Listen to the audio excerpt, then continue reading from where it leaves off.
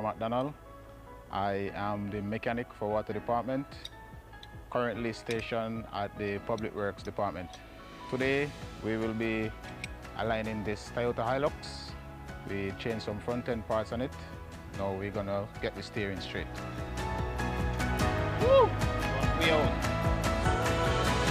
Son, we out.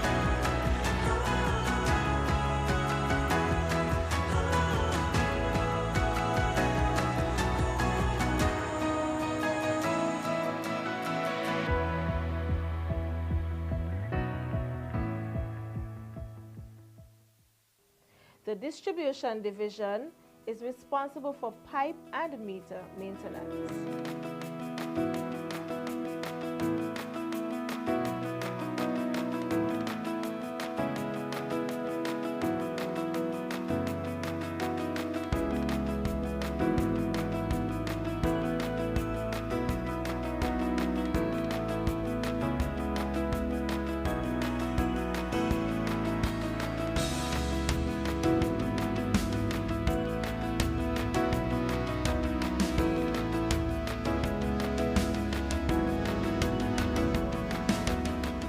The Quality Control Division focuses on lab testing where we ensure our water is free of impurities. Today we went to the Hamilton Reserve and we collected a sample of water. We did the chlorine residual on site, the turbidity, and also the chloride.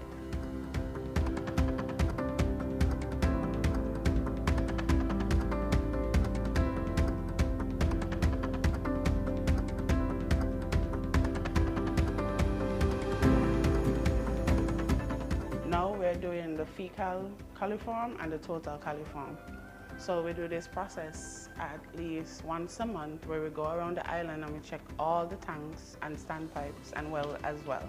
We do this to ensure the quality of the water and the safety for consumption.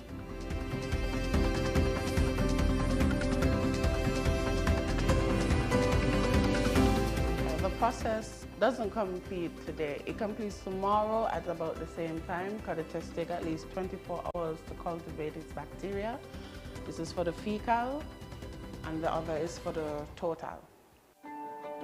Good day everyone. Welcome to the Hamilton Filtration Plant. It is here because we are drawing from one of the third biggest wells that we have on the island. It is very hot in nature just by the Bath Stream. Therefore it has additional contaminants which we don't really need for our water system. This filtration plant is here and designed specifically to remove the iron and manganese that is found present in that water. This system operates with the proprietary manganese dioxide which eliminates the iron and the manganese which is found in the water. In these vessels, which we have 5, we can backwash each vessel individually. So water comes in through the top by these valves. All your sediments will stay on the top or filtrate slowly a little bit inside, and then water free of contaminants going out. And lastly, our administration and billing division, where customers make payments and query their bills. Hi everyone, I'm Aisha Roberts from the Water Department and the metering team. In some cases, meter reading becomes difficult due to rainfall and soil erosion covering the meter. Sometimes it's a bit difficult to be dug out and we have to call the maintenance team to help us. It's best that customers please keep the meters clean and clear as possible.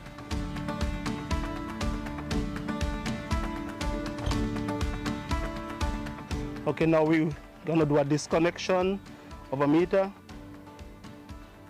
And this is the way how we do it. You come and you turn off the stopcock. Then this is the plug that you put in. Put in this, like this. And it's disconnect. I'm asking everyone to pay the bill on time so that I don't have to come back to disconnect the water.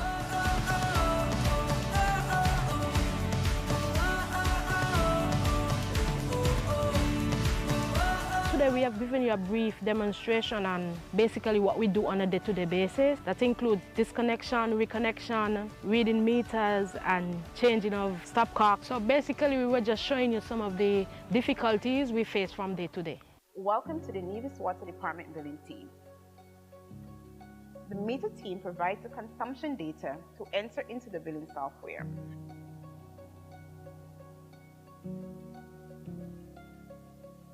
Bills are then printed, sealed, and sent off to the post office for delivery.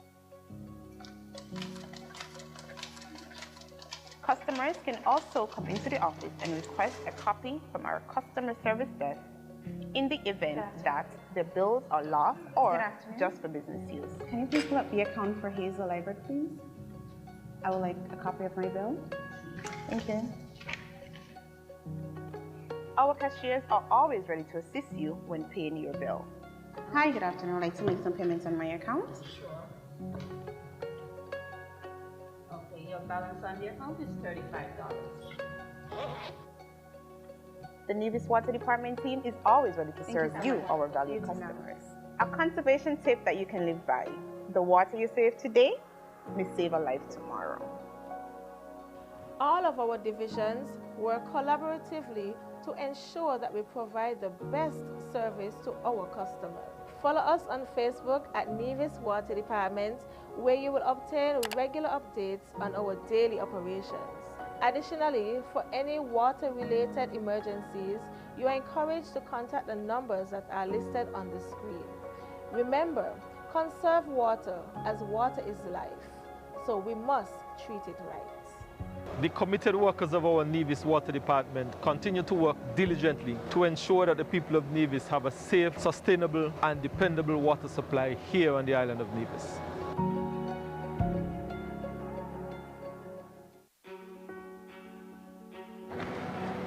Welcome again, gentlemen. So we have this well here. This was the first of the wells that we had, the 9 wells that we commissioned the company from Trinidad. Wow. Where we are right now, we're running from generator because we have not gotten the full electricity power to run it. This well, the water from here goes into the tank, goes to the top of the tank, that's right behind it. Okay. So this is the first one that was done. We have another one that's in the area. Where we stand is basically what the start of the source of the supply. So we have 2 basic systems of the island. Water from here, mixing all the way through Brick Hill, through Castle, into Charlestown. This is typically where we feed 4 Seasons from. And then we have the other well fields that start from Fothergills, go up to Stony Hill and go back into Charlestown. I want to commend Minister Brand. He's the waterman. He has really done an excellent job in terms of our water supply on the island. I don't think we can talk about sustainability without water. This water is coming from 700 feet beneath the surface of the earth. I want to certainly thank my cabinet colleagues for their support. I also want to thank our water resource manager and our hard-working technical personnel, Clishan, and the entire team at our water department for their hard work that they have done over the last few years in particular.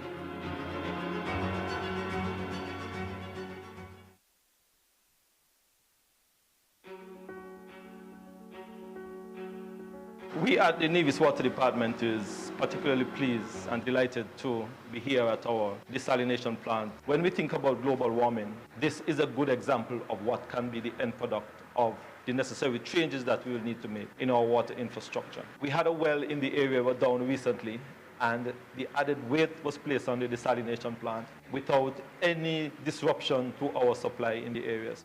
How do you see this contributing to water security here on the island? Most of our water is groundwater. And of course, that is affected by rainfall with the climate change situation that we're experiencing. And so we can't depend on that as much as we used to. Yes. And so this is an added piece to the arsenal in terms of water supply.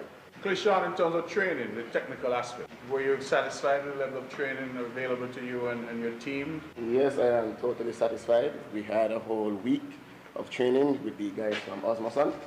Very intense, because there's a lot of information that we need to, keep in. From concept to realization, this desalination plant, the first of its kind on the island of Nevis, is evidence of what we mean when we say that we are growing Nevis together. Building Nevis by Nevisans and for Nevisans. Brick by brick. Brick by brick.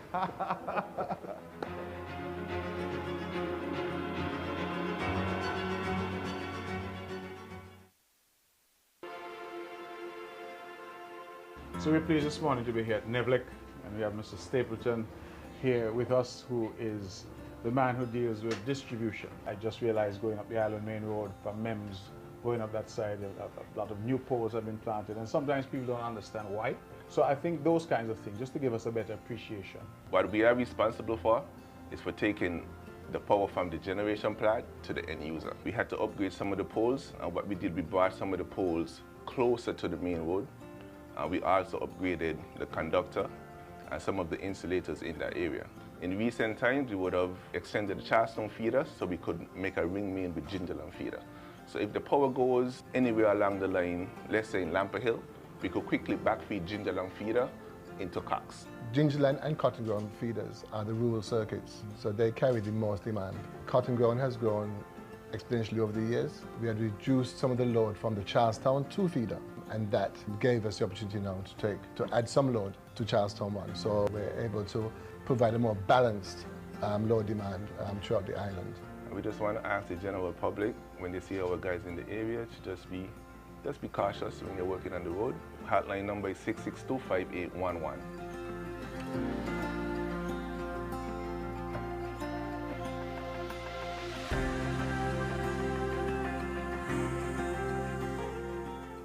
This is Mark Brantley, Premier of the island of Nevis. We have put together a compilation of various projects done on this island over the last decade and a half.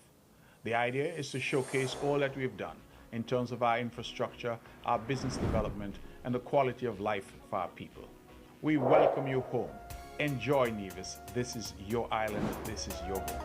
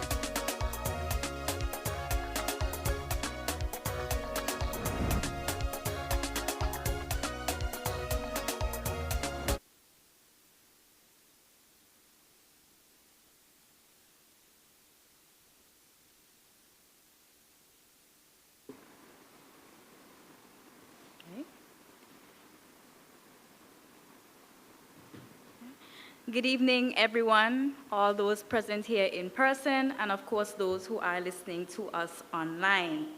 My name is Gabriella Brantley, and I'm an attorney at law practicing here in the Federation of St. Kitts and Nevis. I'm honored to be acting as your chairperson or moderator for this evening's town hall held by the Nevis Island Administration, NIA, right here in St. Paul's. The NIA has hosted a series of town halls within the last few weeks, the final of which is today. These town halls are an effort on the part of the NIA at transparency and democracy.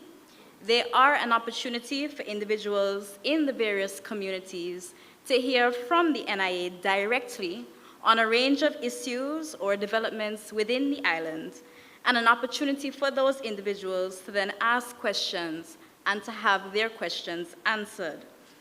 To ensure that we have as much time as possible at the end for feedback, suggestions, questions, concerns, each of the speakers tonight from the NIA should try to present within about a 5 minutes window, so far as possible.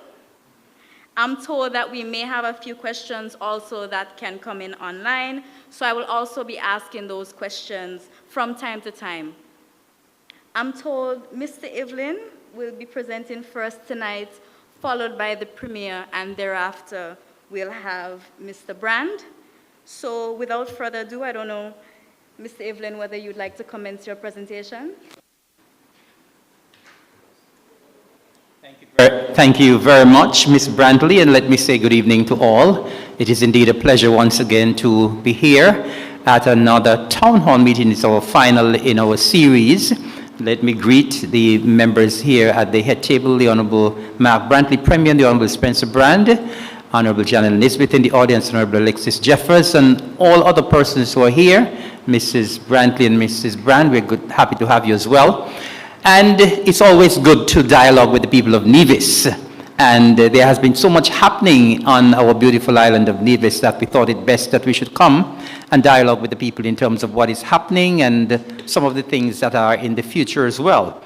And so I'm going to open the batting this evening, and as would have indicated by the host, we don't have a lot of time because, of course, we want to leave time for questions from you, the audience. So I am going to touch just briefly on 3 areas from my ministry. I'm going to touch very briefly on fisheries. And of course, as would have been said at previous town hall meetings, this administration has been looking forward and doing a lot in terms of food security. We're very serious about food security and food sovereignty, and part of that food security thrust is in the area of fisheries. And of course, during the COVID-19 pandemic, we have offered a lot of assistance to our fishermen. And of course, at all times, our fishermen can access concessions, considerable concessions from the Nevis Island administration to ply their trade. Now, for the past 5 years, we have been hosting a fish pot making workshop in collaboration with Gender Affairs.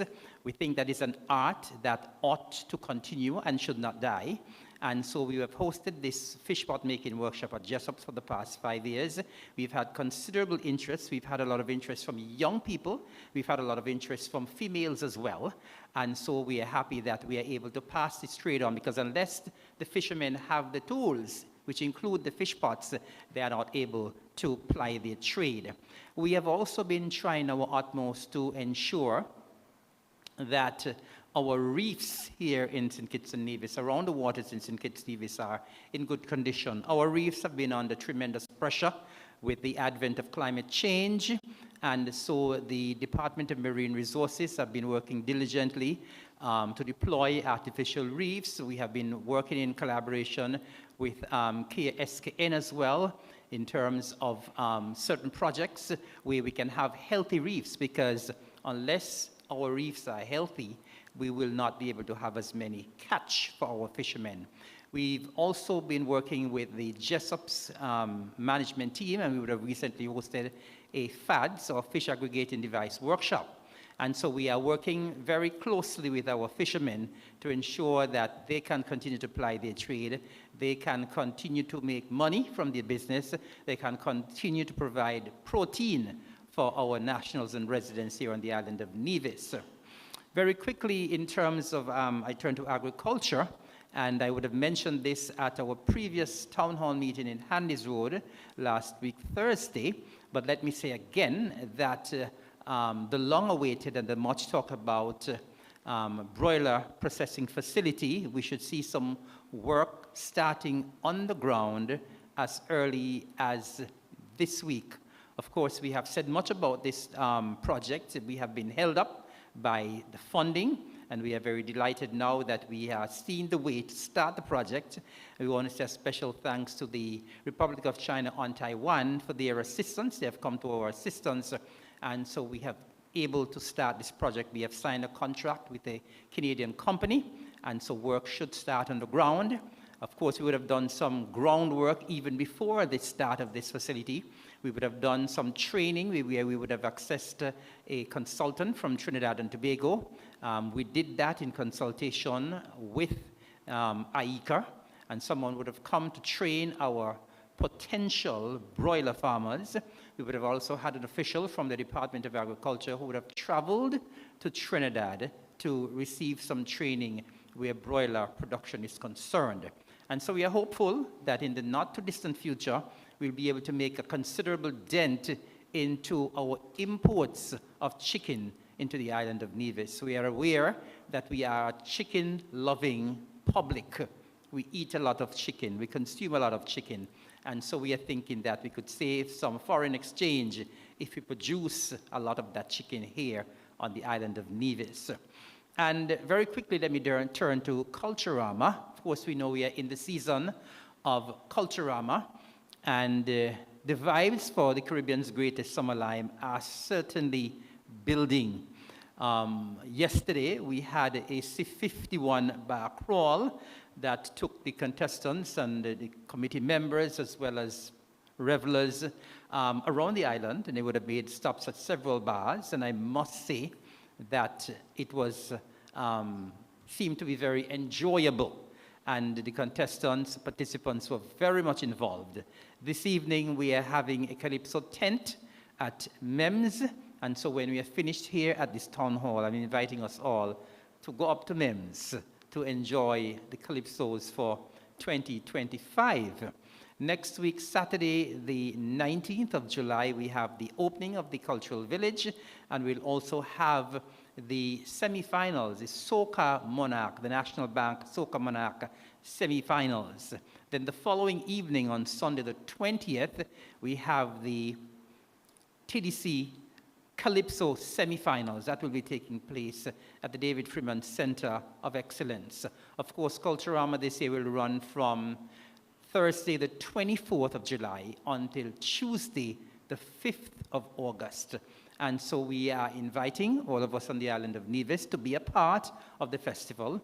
Of course, we are also inviting our friends and relatives in the diaspora to come home in your numbers, as you normally do, and be a part of the Caribbean's greatest summer lime. Of course, it's Division Prize second to none, Culturama 51, and so we are inviting and looking forward to seeing all of you being a part of the festival, attending the shows, supporting the contestants and participants, and just being a part of the Caribbean's greatest summer lime. So I will leave it there for now, and of course I'll be able to or willing to answer any questions that may come from the audience after all of the presentations. Thank you very much.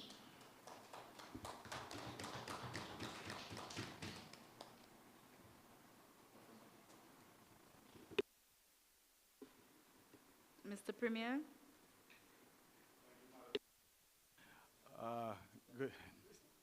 Good evening to all who are here. Good evening to my colleagues here, the Deputy Premier, the Honorable Eric Evelyn, and Minister of Works, and Area Representative for the proud people of St. Paul's, the Honorable Spencer Brand.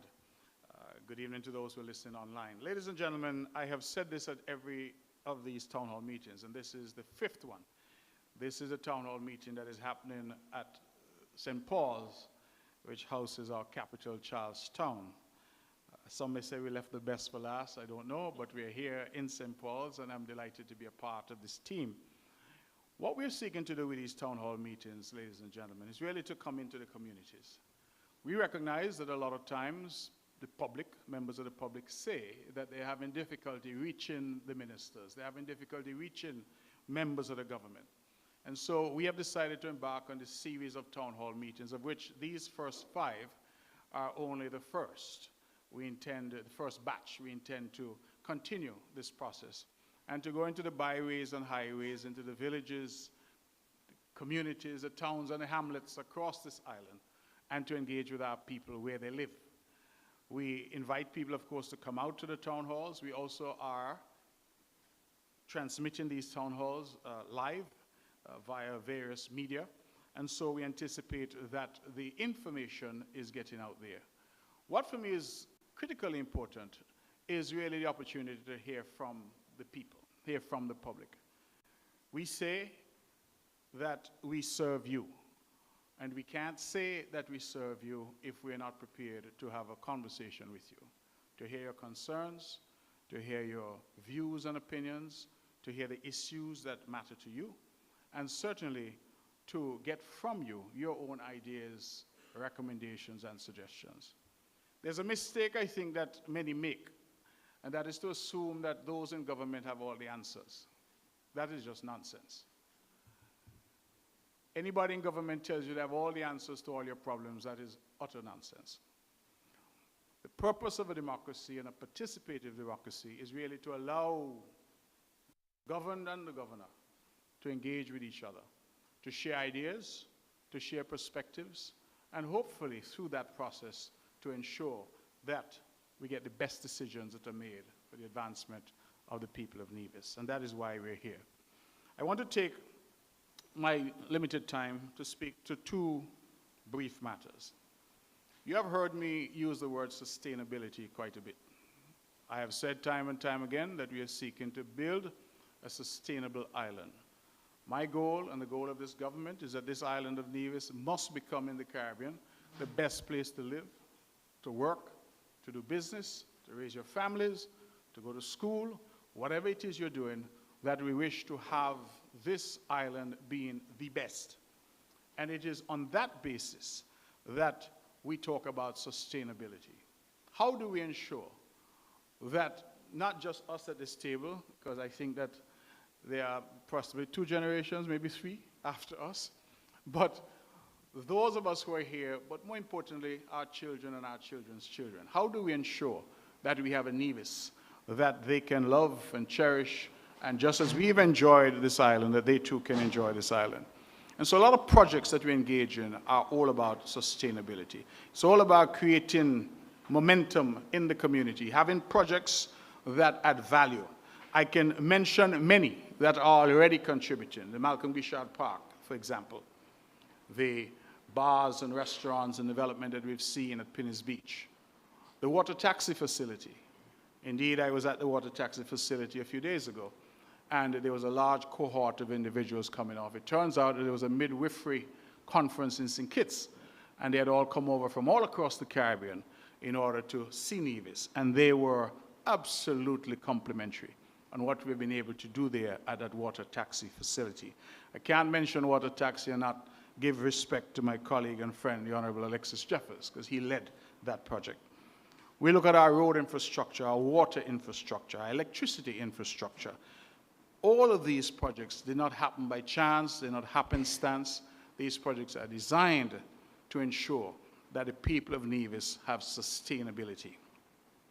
I mentioned at the last town hall because I was in St. Kitts at the Parliament last Thursday, and the Honorable Congress Maynard, presenting to the Federal Parliament and reporting to the Federal Parliament, said that they were making good progress on the desalination plant in Bastille.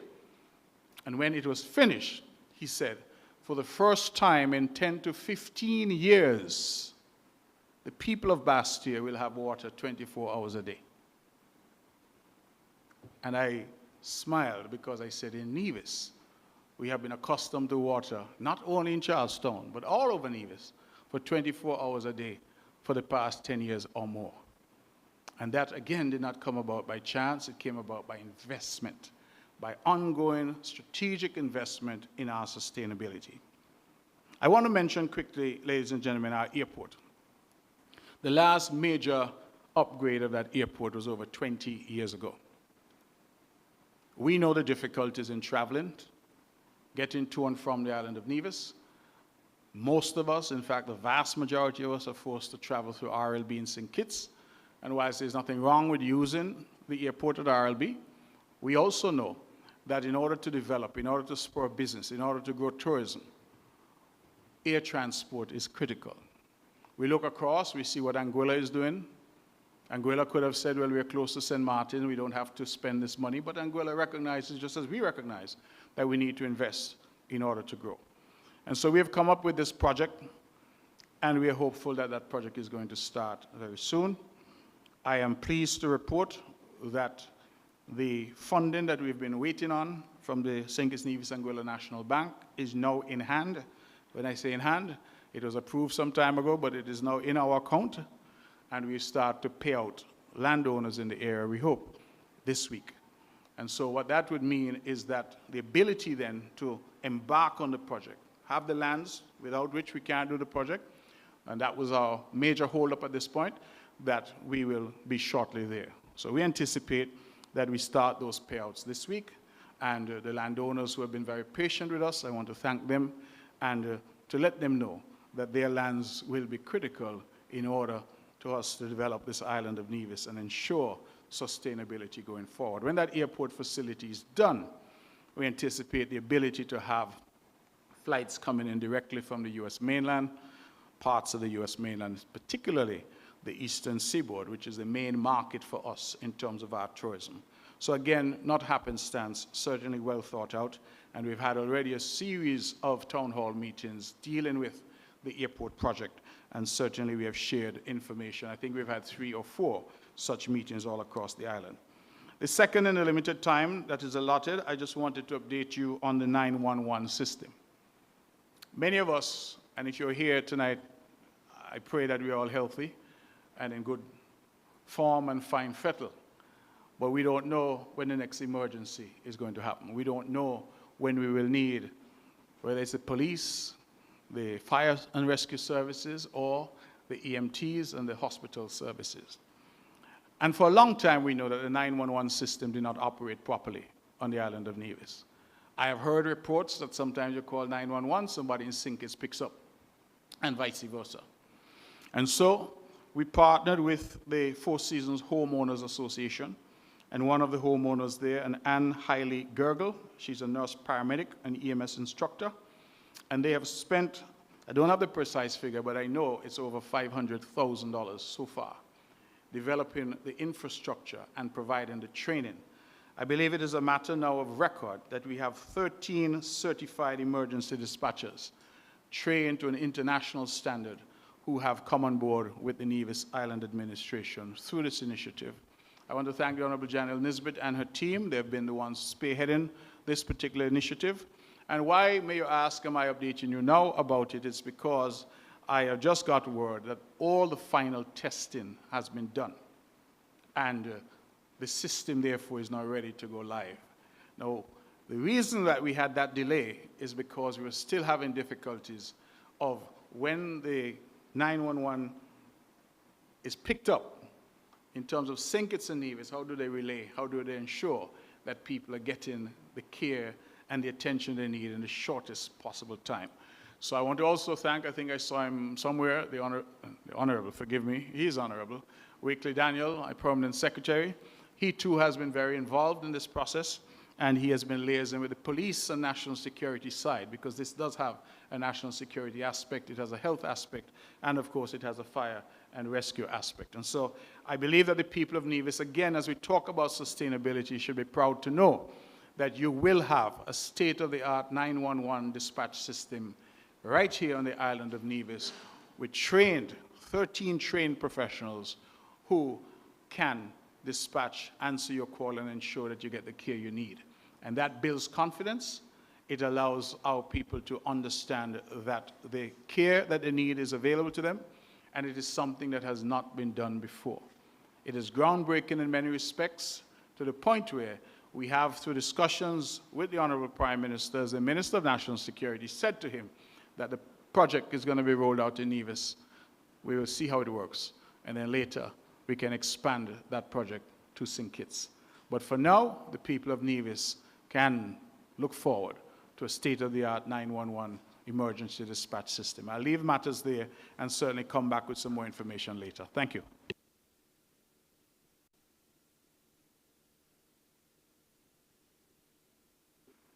Thank you, Mr. Premier. Honorable Brandt. Thank you very much, Madam Moderator.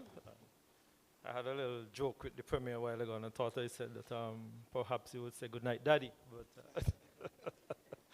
But you did say, Honorable Premier. Good evening, everyone. I want to, of course, recognize our Premier here at the head table, and of course, the Deputy Premier, Honorable Eric Evelyn, and good evening, Ms. Brantley.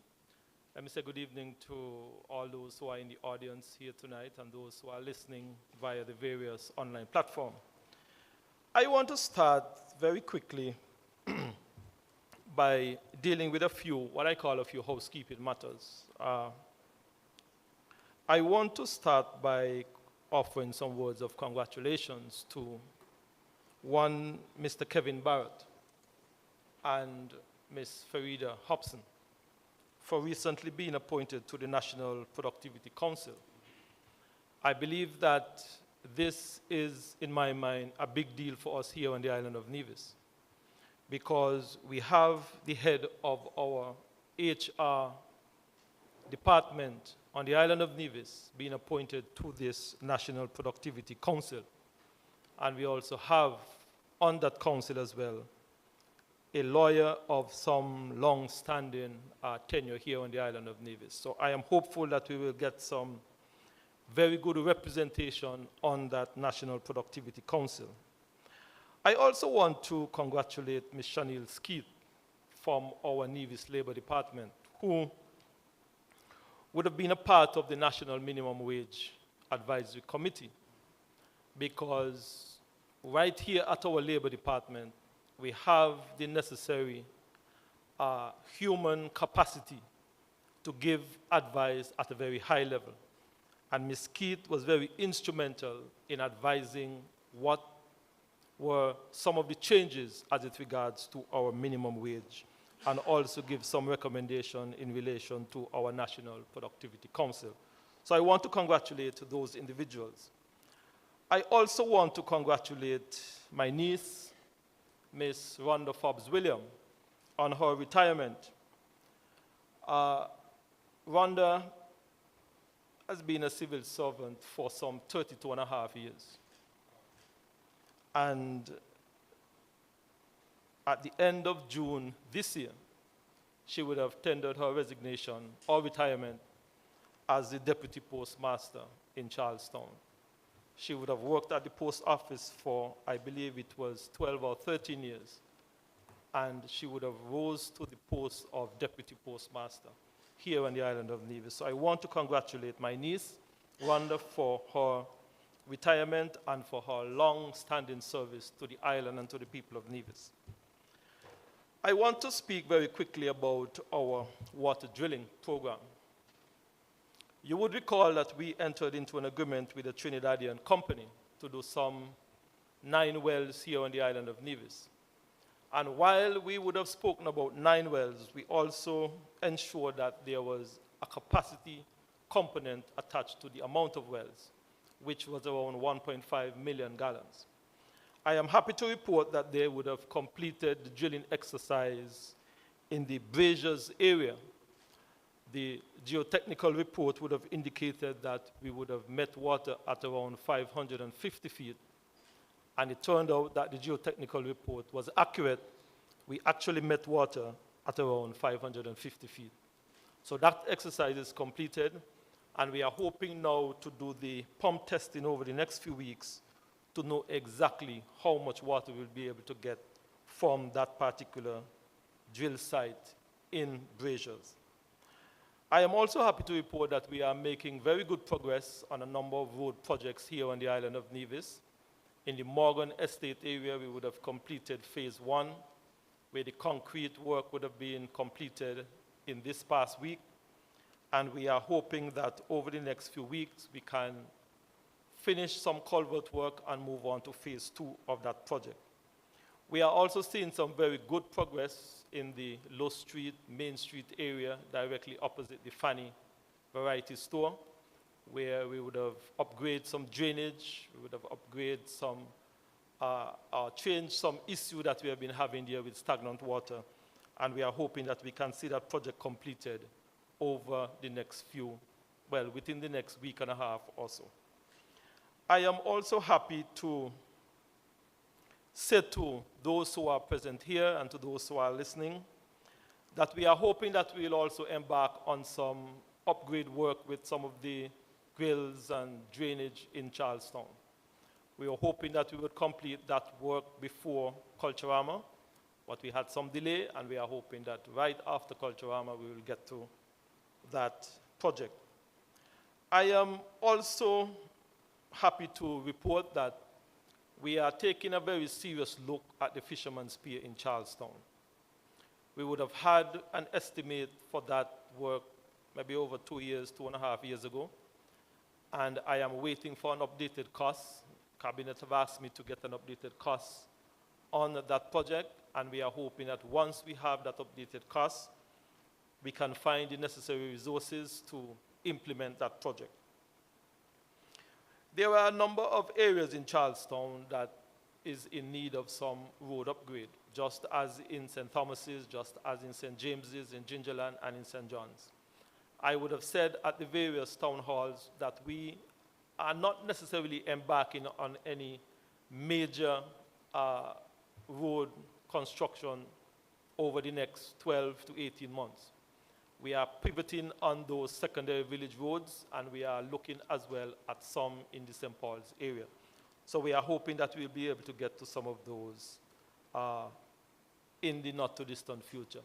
I want to pause at this point because I'm really looking forward to the question from the audience. Thank you so much.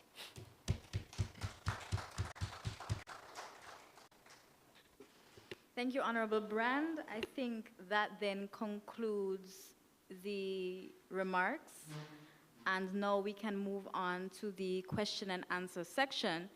Before we do so, just a reminder that the questions are to be as direct as possible, and of course we are asking for respect and civility throughout the question and answer section. So without further ado, I think we can now open the floor for questions. So we're going to first take questions from inside the room, and thereafter, if there are any from online, we'll move on to those. Does anybody have any questions from inside the room? I see 2 hands up in the second row.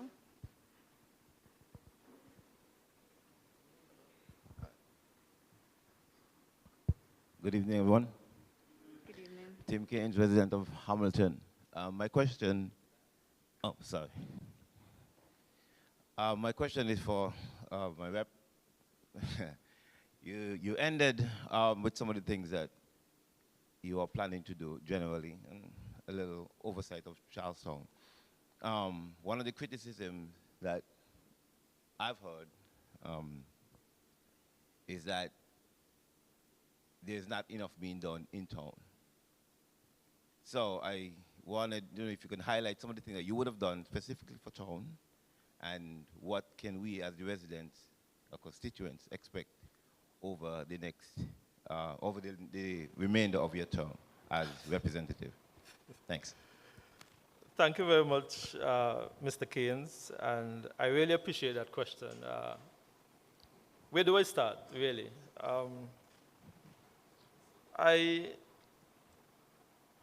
In preparation for these various town halls, I started listing a number of accomplishments in various constituencies.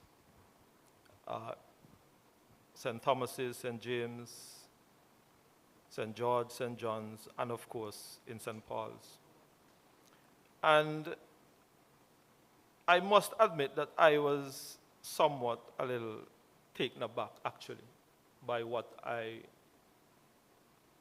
was able to. I don't like to use the word I must admit, because I believe that I am a part of a team, so the team. I want to start with Quaddock Road. We would have seen the complete reconstruction of the Quaddock Road main carriageway from the top of Quaddock Road all the way down to the Island Main Road at the junction there by the base. We would have also seen the construction of the main carriageway from Big Rock all the way down to Pinnitz. But we did not only do the main road, we actually replaced all of the old pipes that were along that carriageway with new modern PVC pipes. One of the things that we also did on that project was to remove a piece of big rock. And I get cussed for it. We get cussed for it. I don't understand how people can choose to chastise the government for making or improve the safety of our road network on the island. Same thing we did in Chickenstone. You remember that rock there in Chickenstone? One of the last accidents that took place there was a young man who lost his life on a motorbike. Remember that accident? We fixed that situation there right at Chickenstone. And we did a similar thing right there in a Big Rock and Craddock Road. So that is in terms of our road construction. When I became the minister, I realized that there was a drainage situation in Ramsbury where children from Bath Village, Hamilton, Stony Grove, traveling from their home to the Charlestown Primary School was having some difficulty in getting to school because of some drainage issues. We went in and we remedied that drainage issue. I want to come to Charlestown because when we look at Chapel Street, Jews Street, Happy Hill Alley,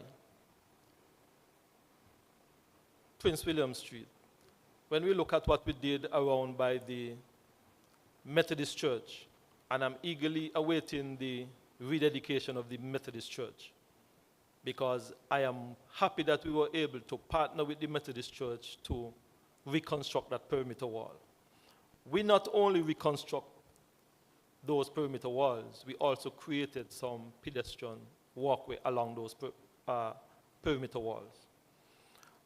At the Maud Cross Preschool, there was always an issue with a bottleneck in traffic. We would have created a pull-off right there, as simple as it is, right there by the Maud Cross Preschool, where traffic is now flowing much more easier, right there at the Maud Cross Preschool. In Charlestown, again, we would have reconstructed the bridge on the Samuel Hunkins Drive, directly opposite the Octagon Bar. And when the engineer showed me the pictures of what was taking place under the bridge, it was a disaster waiting to happen. And we took a decision and we went in and we remedied that situation. We also resurfaced the Marion Avenue from all the way up by Flow, all the way down to the Anglican Rectory.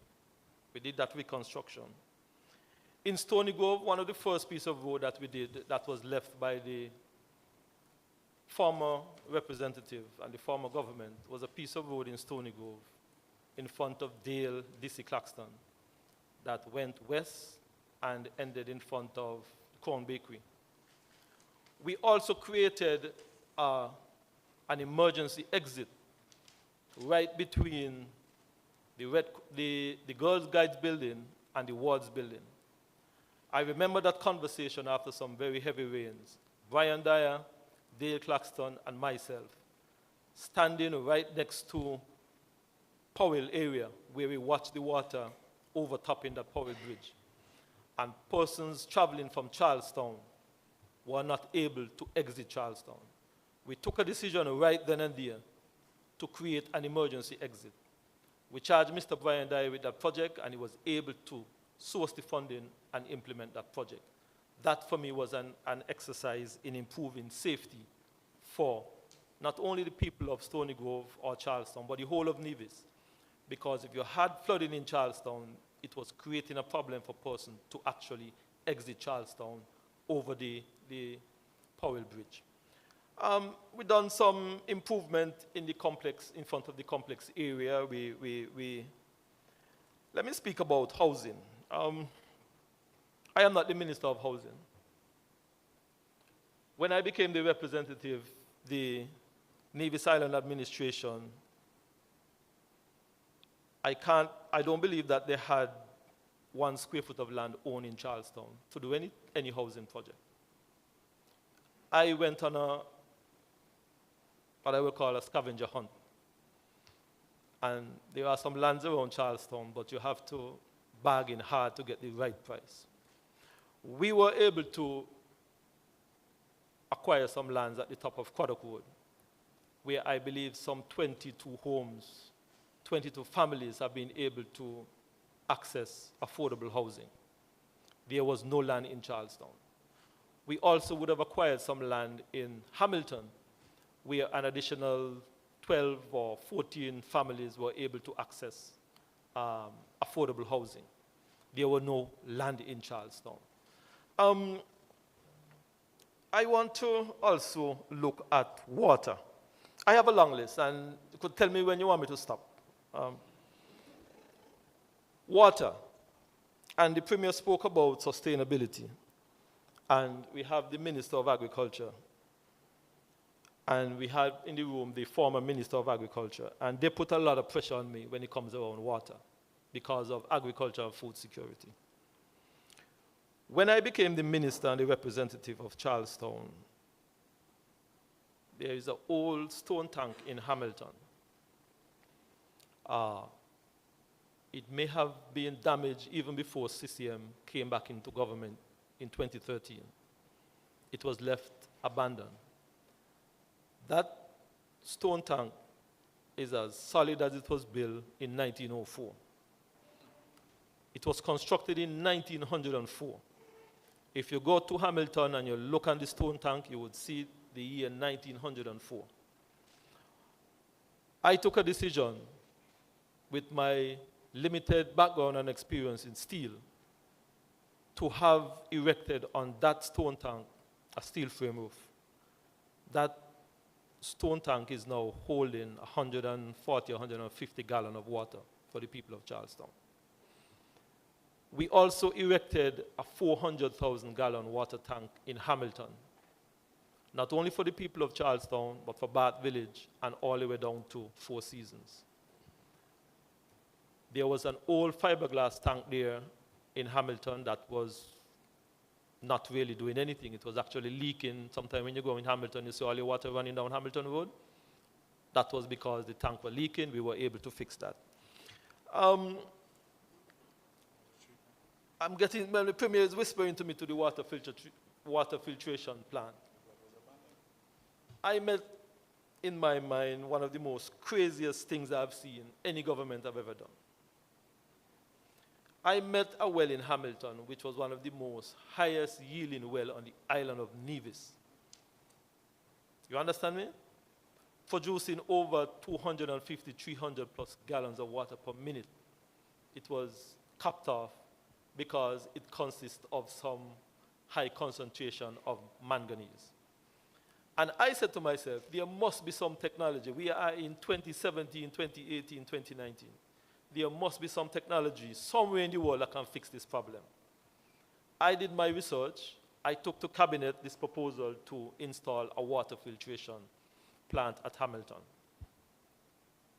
That high-yielding well is now producing water, going through the filtration system, and providing water for the people of Charlestown. Now, if we did not do that, I saw you wrote an article some weeks ago, and I smiled because you spoke about water rationing and so on, and I smiled. And I said to myself, as long as I am the minister with responsibility for water, I want to make it a thing of the past where the island of Nevis would not have any water rationing for years and years to come. Something, we will have to have some kind of major incident for that to happen. That is my ultimate goal. On the buildings, my children went to the Charlestown Primary School, and the assistant secretary in the Ministry of Health was the former principal at the Charlestown Primary School. And I know she had this very small office. You had a desk and you had a chair, and she couldn't literally turn around. And whenever we had one-on-one, you had to sit on the side. My wife is there and she can tell you. Very small space. And I said to myself that for the largest primary school on the island of Nevis, that was unacceptable. We went in and we took off the roof of the staff room. We put on a top floor and we went up with a second floor. We were able to make the principal and her administrative staff a lot more comfortable. I'm happy to be a part of it because if you want to get the best productivity out of anyone, you have to make them as comfortable as possible. And I am proud of that project because it was able to create a kind of working environment where the principal, the deputy principal, and the administrative staff, the stress level moved from up here to down there. And they were able to produce and give better attention to our children. So I'm very proud of that project. The CCTV building in Charlestown, Mr. Wakely Daniel is here. He used to call me in the middle of the night about this project. Drawing was done by our Public Works Department, supervised by Public Works. I want to believe that we may have paid the significant sums of monies for that particular project. When it comes to the security, not only of Charlestown, but for the entire island of Nevis. That building is the nerve center for the security of the island of Nevis. I am happy that it's in Charlestown, and I'm happy that I had some little involvement in it to create that level of security for the people of Nevis. I'm going to stop there. I'm going to stop there because I'm going to stop there.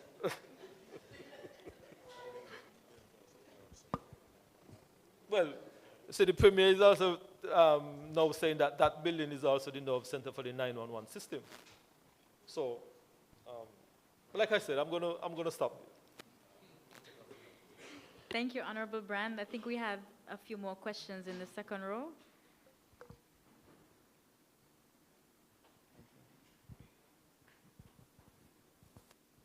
Good evening. Mr. Evelyn, question to you, please.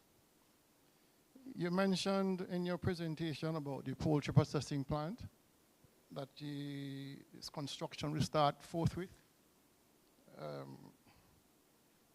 Contrary to popular belief, I'm not an adversary to that project.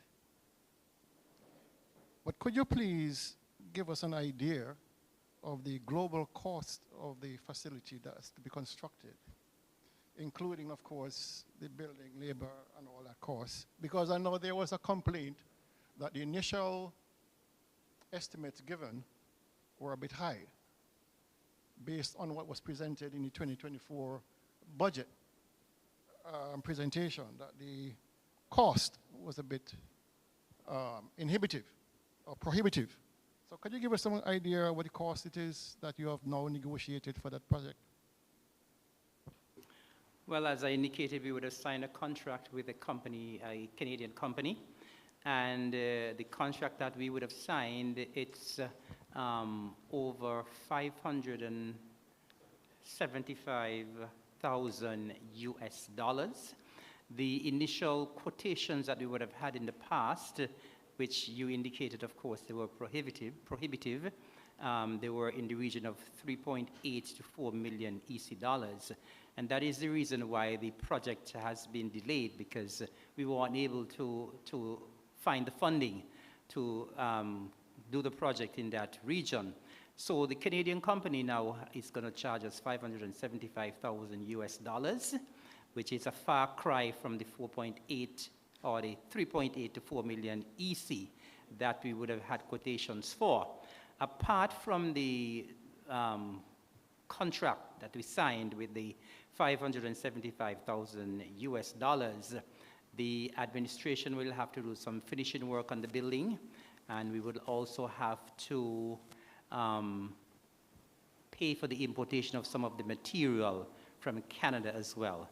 I cannot give you the global figure total yet for the construction, but as I said, the majority of the cost would be within that 575,000 US dollars. You also mentioned the generosity of ROC Taiwan in accessing this funding. Do you have an idea how much, you want to share how much money was donated or gifted or loaned for this project from ROC Taiwan? The money from the Taiwanese government, I can't recall the exact figure. Premier, you can? Okay, actually, we got the full amount for the project. We would have forwarded the information that we have from the Canadian company, and we would have received the full amount from the Taiwanese government. Thank you. In terms of the operations, I'm a bit confused because little has been said about the operations of the plant. Is it to be operated similar to what the abattoir does, where farmers bring their animals, they are processed, they are packed and sold? Is that the arrangement with this facility? Yes, the administration will be operating the plant, and so the farmers will be like contract farmers, and they will be able to bring their chickens to the processing plant, and then the administration will do it just like we do with the abattoir. We will slaughter the chickens, we will pack the chickens, and it will be sold to the supermarkets and the general public. So it's a similar arrangement to the abattoir. You use the word contract farming, which has a different connotation. In my language, a contract farmer is one that is fully funded throughout the growing period of the bird. So are you saying that the government is or will be funding farmers to set up their operations and then pay them a live weight on the birds produced? No, the government will not be funding farmers. The farmers will be funding themselves. We want to also remind farmers and potential farmers that they can access funding from the SIDU program that we have. Females and males up to 35 can access funding.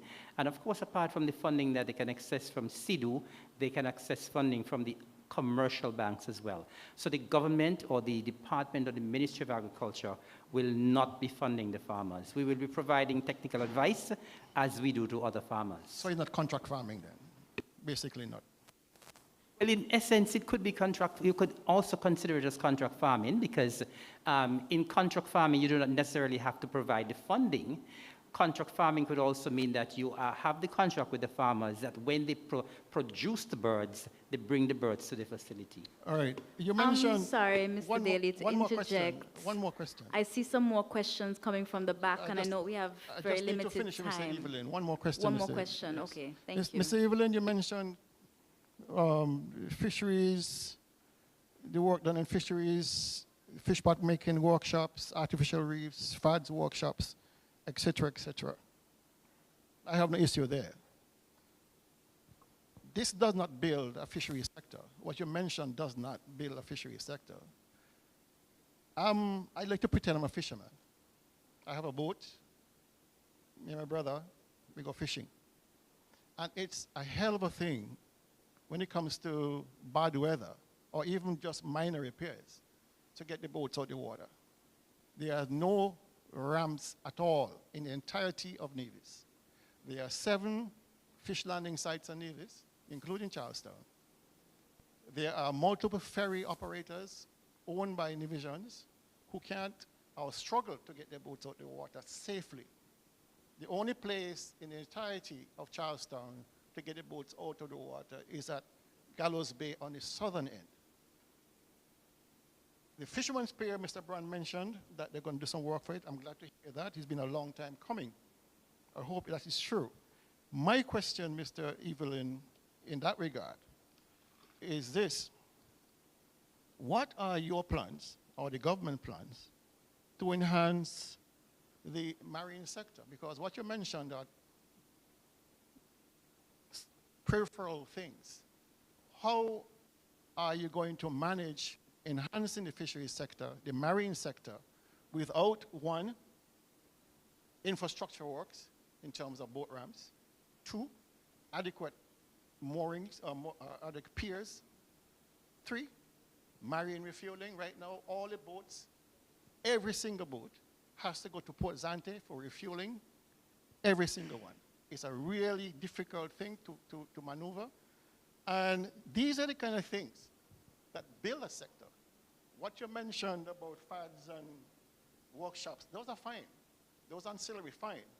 But you need to give us some idea, what are the policies that you're going to create that would move the sector forward in a real way, and not just these auxiliary ways. Thank you very much. You mentioned that these things cannot build a sector, but they are actually part of building a sector. You cannot have a successful fishing industry if you do not have the necessary tools. I did mention in terms of the fish pot making workshop that this is a trade or an art that has to continue, because our fishermen cannot ply their trade unless they have fish pots. I spoke about the FADs, the fish aggregating devices. That is also part of building the sector. I spoke about the reefs and so on. If we do not have healthy reefs, we do not have a healthy ocean, and we do not have enough fish for the fishermen to catch.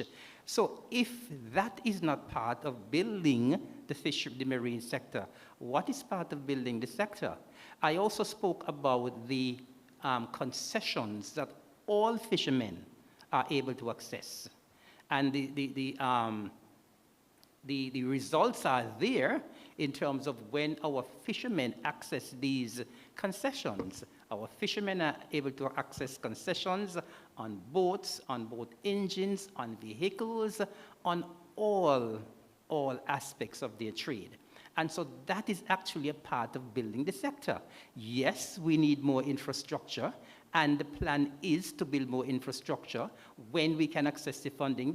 We have had discussions with our Japanese counterparts in terms of the fueling. We've had discussions with our Japanese counterparts about the ramps and so on, but these will take time unless we remember this is a government that is operating under limited financial resources. But I can tell you boldly that all of what I have mentioned, they are actually part of building the sector step by step. Thank you, Honorable Evelyn. Just to sort of reiterate before we continue, I note we don't have much time left. If persons could limit their questions to about 2 questions each, just so to ensure fairness and everybody has a chance to ask the relevant questions. Yes. I don't have a question, per se, but just to add to the information that was just divulged regarding the poultry project. I believe, Minister Evelyn, that when we thought of this project, we came up with an incentive package for potential farmers, which I believe the Premier would recall that we would have had discussions, and I will say it's a policy decision, whereby anyone who are interested in getting into this project, because of, it's a project that is a new thing for Nevis. There are a couple of small farmers around, yes, but the whole idea was to establish this project and have it bring about the meaningful changes and addition to persons' economic standing, as we would want to have that done. So what we came up with as a package is a 5-year concession on feed for established farmers, poultry farmers, in the broiler industry, that is. So 5-year concession on feed, 5-year concession on building materials for persons to establish their barns and so forth, and also a 5-year concession or a vehicle over a 5-year period that is appropriate for the business. Pickup, for example, and also waiver of corporate taxes or taxes associated with the business. So these were the type of incentives that we came up with so as to ensure persons who are getting into the business would have that kind of assistance that would help them to establish and grow their business. I believe those incentives are still available, would be available to those who are getting into this new industry. So the questioners were asked whether there were contract farmers that would be working along with the government or whatever the case might be. I believe these incentives would go a long way in assisting, because of course in the United States and other countries, farmers are given the necessary incentives to apply their trade and to add to the overall thinking and thrust of the governments in various countries of building and growing agriculture. So I would think those are things that should be put out in the media to persons who are interested, so at least they know. And they would have an idea as to what they can benefit from as they get into this sector. I believe that's my addition at this point in time.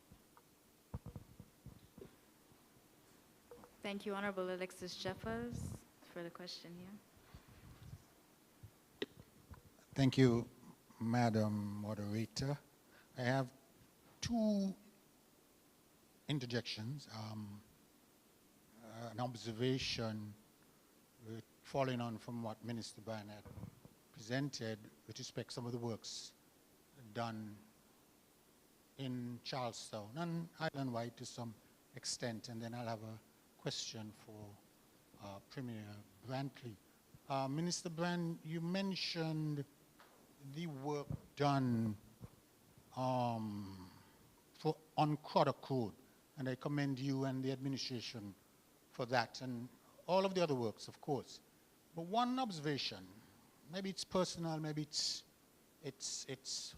a little technical, maybe it's based on my experience, but one thing I'm not totally satisfied at times, and that is the quantum of land that the administration would have negotiated or acquired from private landowners to accommodate sidewalks.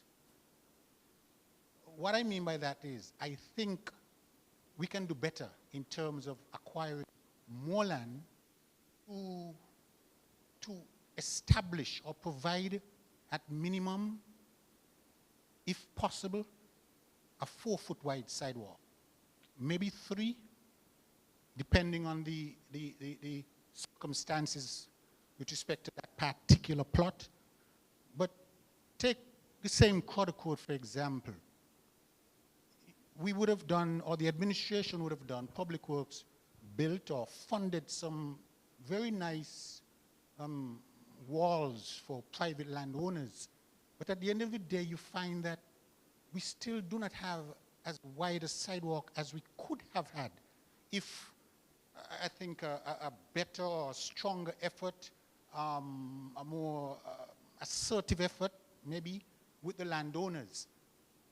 I can, for example, think of when that work was being done, they were about to build a sidewalk in front of that church on Croddock, and I happened to be passing at the time and realized, wait a minute now, if that wall is aligned where they intended to, we would have ended up maybe with a 2-foot sidewalk. And I could remember calling the director of Public Works and said, look, we have an opportunity here now to create a much wider sidewalk.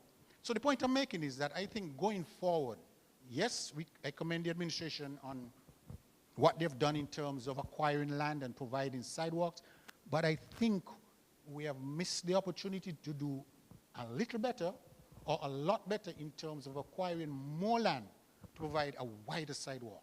One quick example in terms of cost. If one's frontage is, say, 100 foot long, and you acquire 4 feet of that, that's 400 square feet. If they were paid $10 a square foot, that landowner would have gotten 4,000 EC dollars, just using some round numbers. But the wall that has been built for some, or the walls that have been built for some of these owners, are far more costly than if they were paid for their land.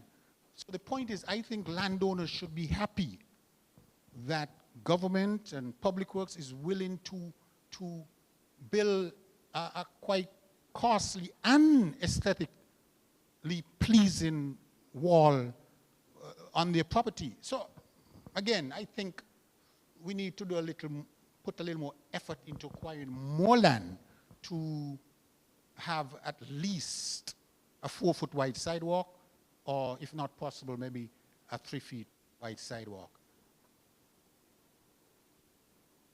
Next question, a question for Premier Brantley. Premier, I know as the opposition in federal parliament, there would be a member on the Boundaries Commission. And I know our next federal election is a little over 2 years away. I've heard that there's ongoing work with respect to the Boundaries Commission.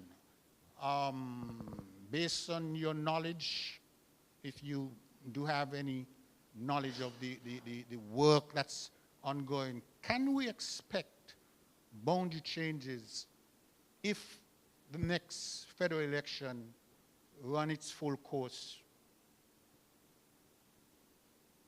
which is in 2 years' time?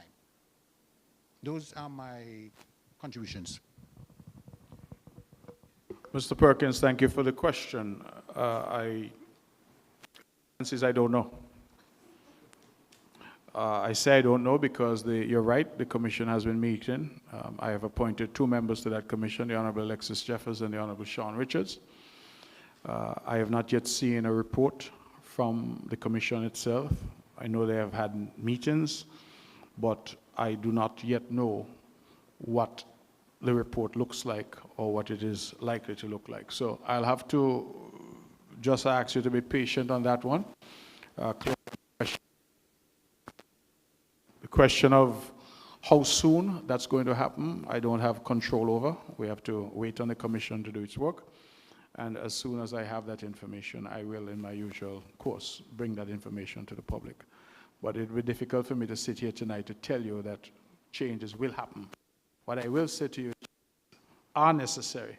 I believe that people know, for example, that in my own constituency, Nevis 9, that at one point it was the second largest constituency in the entire country. Only I think St. Christopher 8 was bigger than Nevis 9. And so there is some need for work to be done in terms of ensuring that the boundaries as much as possible reflect what the Constitution mandates, which is to have equality among the boundaries in terms of number of constituents. Thank you very much, Mr. Perkins, for your intervention and, of course, your observation. We have sought to discuss these various road projects with the property owners, and we are able to get access up to, in my mind, up to a particular point. I'm going to give you 2 examples. We recently completed a sidewalk there by the Dyers on Pump Road. Don't know if you have seen it. The walkway, I believe, might be well over 4 feet. If I had a magic wand and I could have waved that magic wand in all of our road construction, I would have loved to get that width. That is one example. I am presently now having some lengthy, painful, frustrating discussion with a property owner right there on Government Road. You know, after you pass the hospital, there is a piece of stone sticking out right there around the corner. I have been having conversation, emails, maybe for over 2 years now. At one point, I thought we had an agreement, and then we don't have agreement. I am a little hesitant to say to my colleague, go in Parliament and acquire people land. But I am going to be very honest with you. That is a situation where I am getting to that point, because it is a hazard, it is a danger, it is an accident waiting to happen. I have had many persons raise that concern, many persons, the hospital, the ambulance, one of the elderly, what he named, Dennis Selkridge. Every time you see me, you always talk to me about that particular issue. And during our various road construction and expansion, there are some persons who are receptive of giving up 2 feet of land, 3 feet of land. Some people tell you don't touch a foot of the land. I remember in Brown Hill, when we did Brown Hill, there is one particular gentleman tell us, don't even, not even an inch. And his existing stone wall is still in place. He said no. I would like to get at least 3 feet, 4 feet. You are correct. It would make our pedestrian crossing and safe zone much more improved. But it is extremely frustrating and difficult at times. You spoke specifically about the Quaddock Road project. We took a decision in Quaddock Road that we were basically going to work with the main carriageway and do whatever minimal adjustment that we can do in Quaddock Road. There were some very tight areas in Quaddock Road. There were some persons who were willing to give up some land, and some was having some challenges with. So you spoke specifically of Quaddock Road, but that's an area where we had some challenges, and some persons were willing to work with us, some persons were just a little more difficult to work with. But I hear you. If we can get 3 feet, 4 feet, you are preaching to the choir with that kind of number.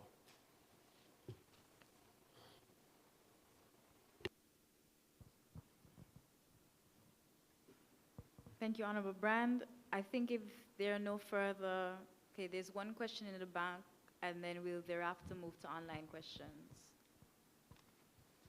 Good night to the head table. Good night to everyone here. Good evening. My name is Rowan Claxton. Mr. Evelyn, let's talk some agriculture. What's the status on the tropical Bantic program? What's the status on Madden Stock Farm? And what's the status on the Indian Castle lands? Now at Madden's we have 2 white castles up there. One for pigs and one for small ruminants. So the question is, you're speaking about sustainable development goals, and we're supposed to meet the sustainable level but between now and 2030. But over the years, there has no improvement in the breeds. So the idea between having those 2 white castles at Madden's was the intention of bringing in new breeds, interjecting, improving our animal protein. So the question is, what's the plan for Madden's and the status of the tropical Bantic? I'll be back for Mr. Brand. Thank you very much, Mr. Claxton, for those questions. With regards to the Tropical Bantic program, of course, we know that the Tropical Bantic program was around several years ago. And through that program, we were able to do a lot of work here on Nevis with regards to control of the Tropical Bantic. I can say that the program would have yielded some excellent results. We would have been able to get a handle on the Bantic that we had. Of course, we had a lot of dermatophilosis here, especially with our cattle, and we were able to control that tick problem. The Tropical Bantic program would have come to an end. That project would have come to an end. We are now seeing some resurgence of the tick problem, and so we are working on that in terms of probably getting some assistance from one of our partners or our allied agencies. But the Tropical Bantic program actually ended several years ago. So we will now have to engage in terms of having another project to tackle the problems that are resurfacing with regard to the Tropical Bantic. I'm happy you raised the question about Madden's, because yes, you're correct. We do have some plans for Madden's, and we want Madden's to be the epicenter for livestock production in Nevis. Over the years, we have been saying that we need to move in the direction of more intensive agriculture, because of course we know that lands are getting scarce in Nevis, and especially lands for livestock production. And so the administration thought it best that we should try to focus more on intensive or semi-intensive agriculture and get more improved breeds that we can house. And of course, we can do semi-intensive production, cut and carry, and feeding by concentrate. And so we want to lead from the front. And so we constructed these pens at Madden's, yes, you're correct. And so the essence now is to access the improved breeds. We have already started that process, and we are in talks, in discussions with CADI and AICA for us to access improved breeds. As a matter of fact, we would have had a training during Agriculture Awareness Month right here in this room, and we were talking about semi-intensive agriculture, and there are a number of livestock farmers who are actually interested in accessing improved breeds. And so the game plan is that the administration, the department, will be accessing improved breeds that we can offer for sale to livestock farmers, and livestock farmers themselves are willing to import improved breeds. And so yes, those buildings will be utilized very, very shortly. And as I said, we want Maddens to be the epicenter for livestock production. We have also done some work with Ross University in terms of improvement of our breeds for cattle as well. And so the game plan is that Maddens will be a hub for improved livestock breeds. Small ruminants, large ruminants, and pigs. With regards to Indian Castle, I know that we did have a livestock farm there at Indian Castle. We had lots of issues with the animals. You're a livestock man, so you would know that the animals that we had there, the cattle that we had at Indian Castle, they are of a different temperament to the animals that we have at Maddens. And so the game plan was to phase out that breed, the Zebu breed, and then have more of the animals that we had at Maddens. And so right now, the Indian Castle is not operational at this time. I cannot say that we have any immediate plans for there as yet, but as I said, the plan was to phase out Indian Castle and consolidate the work at Maddens. Thank you, Honorable Evelyn. We're going to now move on to some of the online questions, just to ensure some of those are answered. I think the first two are more directed to Honorable Brand and Mr. Premier. The first two are, what are the plans for the Ramsbury playing field, and what are the plans for the Ramsbury basketball courts, respectively? Let me take both of them. The Ramsbury playfield, I know that we would have done some preliminary design, maybe about 3-4 years ago, in terms of putting some facility at the Ramsbury playfield. One of the challenges that we were facing at the time was some financing to implement that project. I remember that we would have met on the field with the president of the Cricket Association at the time, Mr. Carlisle Powell. We actually did a tour. Mr. Powell, the architect at Public Works, and myself, we actually walked that field. We had some good conversation as to some of the things that the Cricket Association would like to see. And we basically did some preliminary designs. We also are looking at trying to fence that property. You know, we are trying to see how best we can secure the property and then implement some of those additional work.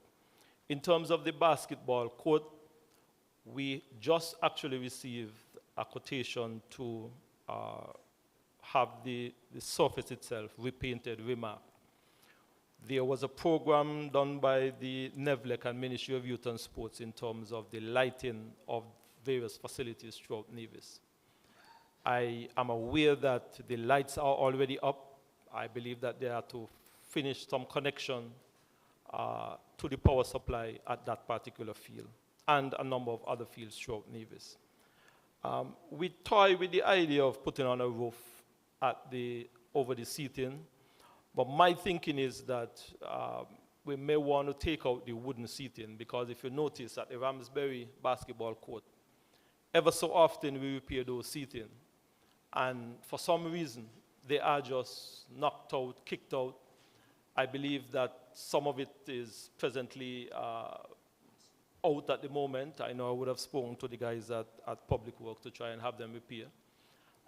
So we don't necessarily want to spend too much money on the seating at this moment, in the wood seating, because you fix them today, in a couple of months' time, they are all destroyed.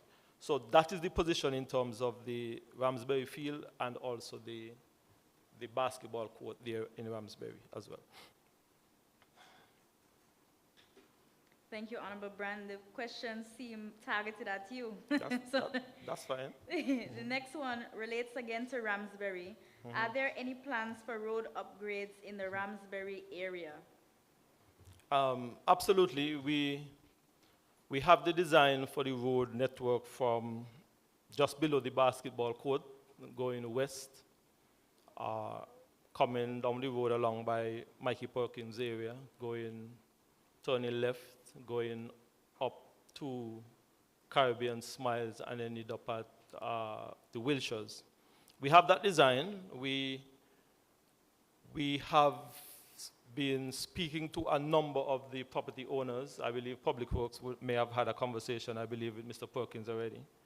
We would have had some conversation with the sergeants and a couple other families along that stretch of road. We are in the process of, Minister Evelyn spoke about the poultry processing unit. And the same company that is doing that processing unit is using some specialized steel on that project. We are using that opportunity to import some prefabricated steel to construct that culvert right there in the gut, coming out of Bullies in that area. And we are also using that opportunity to import some steel to construct a bridge over in the Newcastle area as well. We have the quotation, so once the company ship the materials for the poultry processing unit, they will also be shipping those steel for those two bridges in particular. So we have the design. We are in the process of ensuring that the resources are available to implement that particular road from west of the basketball court, going down to the entrance of the Anglican Church and going back up, all the way up to Wilshire. So that is a project that is on the card. Thank you. Madam Moderator, just give me a half a minute. I just wanted to add that in every single town hall meeting that we've had in this series, people have asked about road infrastructure in their community. It is obvious that the demand for roads is almost at this point insatiable. What we've been trying to do as government is to build up thoroughfares. And as Minister Brown would have indicated, that this year we took a lot of the secondary roads. We will focus on those this year. But I just want to appeal to the Nevis. Road construction is costly, and the demand sometimes far outstrips the financial capability of the administration to do them all at once. I can reflect, for example, on the people up at Upper Brown Pasture, Modern Estate area. Those people would have had the patience of Job where that road was concerned, and that road was terrible. In fact, there are times when it was completely impassable. Now we're finally getting that road done for them, and I'm very happy that we can finally deliver. But we recognize the need, and I am just asking for patience from the public, because the resources that we have to use those resources and use them as widely as we can to benefit as many as we can. If I can be allowed a moment of levity, we were in St. James, and one lady came, and by the time she was finished listing the roads to be done in Butlers, that was the entire budget for the year. So we have to, I think, just continue to appeal to our people to be patient with us. I think they've seen the quality of roads, they've seen what we're trying to do, and we will get to you in time. Thank you, Mr. Premier. I have a question here for Honorable Evelyn. Mr. Evelyn, you spoke of work moving forward on the broiler plants. Could you tell us a bit about the allocated lands for farmers? That's the question. Thank you very much for that question. We are accessing some lands in the Webb's Estate area, which farmers will be able to access. But I want to state here as well that private farmers who have their own private land can actually utilize your land as well. As I would have indicated earlier, government land is getting scarce on the island of Nevis, and we are trying our utmost now. We want the broiler industry to move forward, and so we will be providing making some lands available to farmers. But I know there are actually some persons who actually have their own land that they would like to set up their broiler production on. Once those lands are available to you and you go through the planning process and planning gives you the go-ahead, you can actually do your own farming on your land. And that is actually what we want as well. So I know that there are a lot of persons out there who have their own lands, who would like to set up their own establishment on their own lands. You feel free to do that. But in the meantime, the administration will also be trying to provide some land for farmers who do not have the land space. Thank you, Honorable Evelyn. Honorable Brand, seems you're in a hot seat. Okay, this is a bit of a long one, so bear with me. The question is, well, it's more of a concern. I want to raise a concern about the bridge behind the Nevis Sixth Form College, adjacent to the Girl Guides area. Over the past few months, I've noticed that a section of the road on that bridge seems to be sinking. When driving over it, you feel a noticeable dip or hump that wasn't there when the bridge was first constructed. As a resident who frequently uses that road, I've actually stopped driving on it out of concern that it may be falling in or structurally compromised. Could you please, Minister, share whether any assessments have been done on that bridge recently, and if not, could you please look into it to ensure it's safe for continued use? Well, that's the first I'm hearing that the bridge may be compromised. I will have the engineers at Public Works deal with that first thing tomorrow. Thank you, Honorable Brand. Next question I have here from online is, what is the status of the current diesel plant?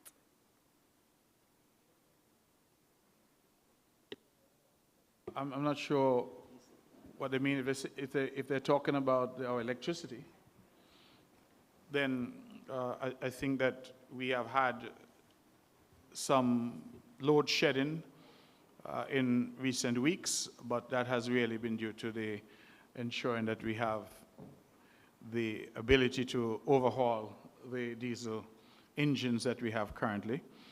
Of course, Nevis is trying to move away from diesel altogether, and that is why we have been talking so much at the various town halls and in various public engagements about the geothermal project. I can report on that project that the bids have now been opened. We have 5 major global companies that have bid on the production well drilling, and those bids are now being evaluated. I've been promised that by the end of this month, we should have an indication of what direction we're headed in relation to the geothermal drilling. So the diesel engines are still in good form. We do have to service them from time to time, and when that happens, we tend to pull them out of circulation, pull them out of service so that we can do the necessary servicing. But it is my desire, and certainly the commitment of this government, is that we will move away from diesel fully in the near future and move to 100% renewable energy on the island of Nevis. Thank you, Mr. Premier. I have one more. Again for Honorable Brand, sorry, me again. What are your plans for to ameliorate any future drainage issues in the Charlestown area?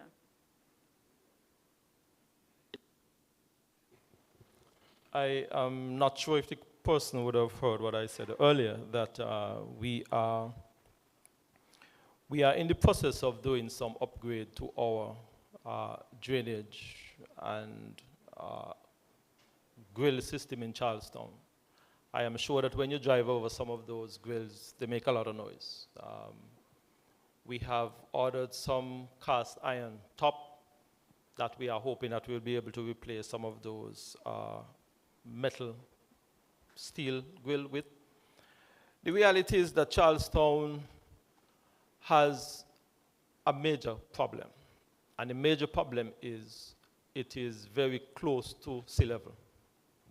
There is hardly much room for any significant gradient for runoff, especially along Main Street.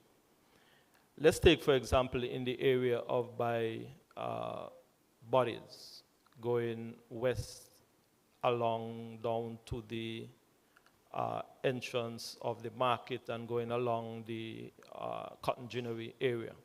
That area is extremely flat. So that is creating some challenge. But in terms of work, as I said earlier, we were hoping that we would get some of this work done before Culturama. The schedule did not permit. We are presently in the area of Fanny, Lost Street. So after Culturama, we will continue into Charlestown to deal with some of those issues by bodies, by in front of the post office, in front of the Solomon building going down, in front of the courthouse, to the bottom of Government Road, going there in front of the Chinese. All of that is slated to be done after Culturama, once the Culturama festival is completed. So we have some work scheduled, and we are hoping that we'll be able to bring some improvement to those grills and drainage in Charlestown. Thank you, Honorable Brand. Are there any further questions in-house? I see we have a few, yes. Good evening, everyone. I apologize for being late, so if this was addressed, I apologize. Well, you'll indicate. So, at the top of Government Road, but let me back up a little bit. My question/comment has to do with the drains, as well as, which Mr. Brand just hinted at, as well as lighting.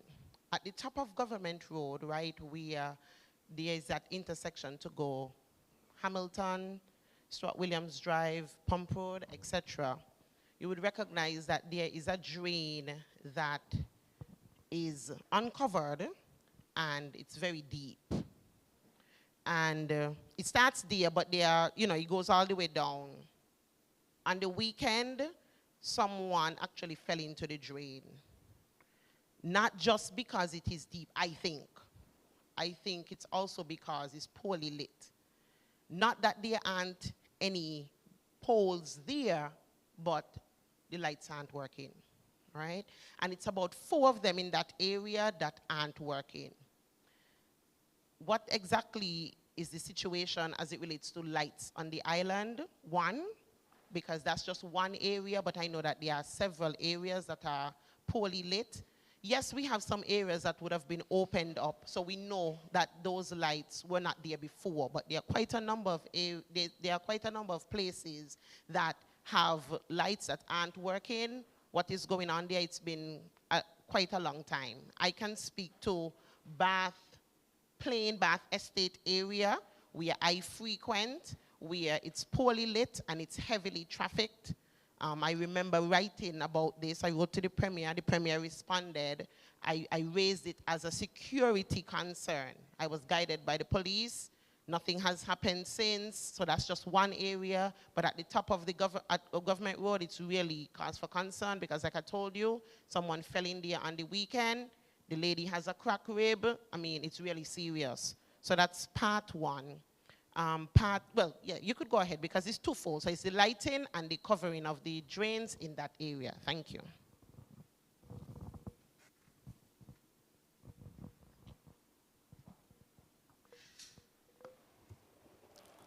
Thank you for that question. We are aware of the incident that took place on the weekend, and I want to offer my very best wishes to the individual. I hope that she will be able to recover very quickly. It was an unfortunate incident and situation. We have looked at those drains.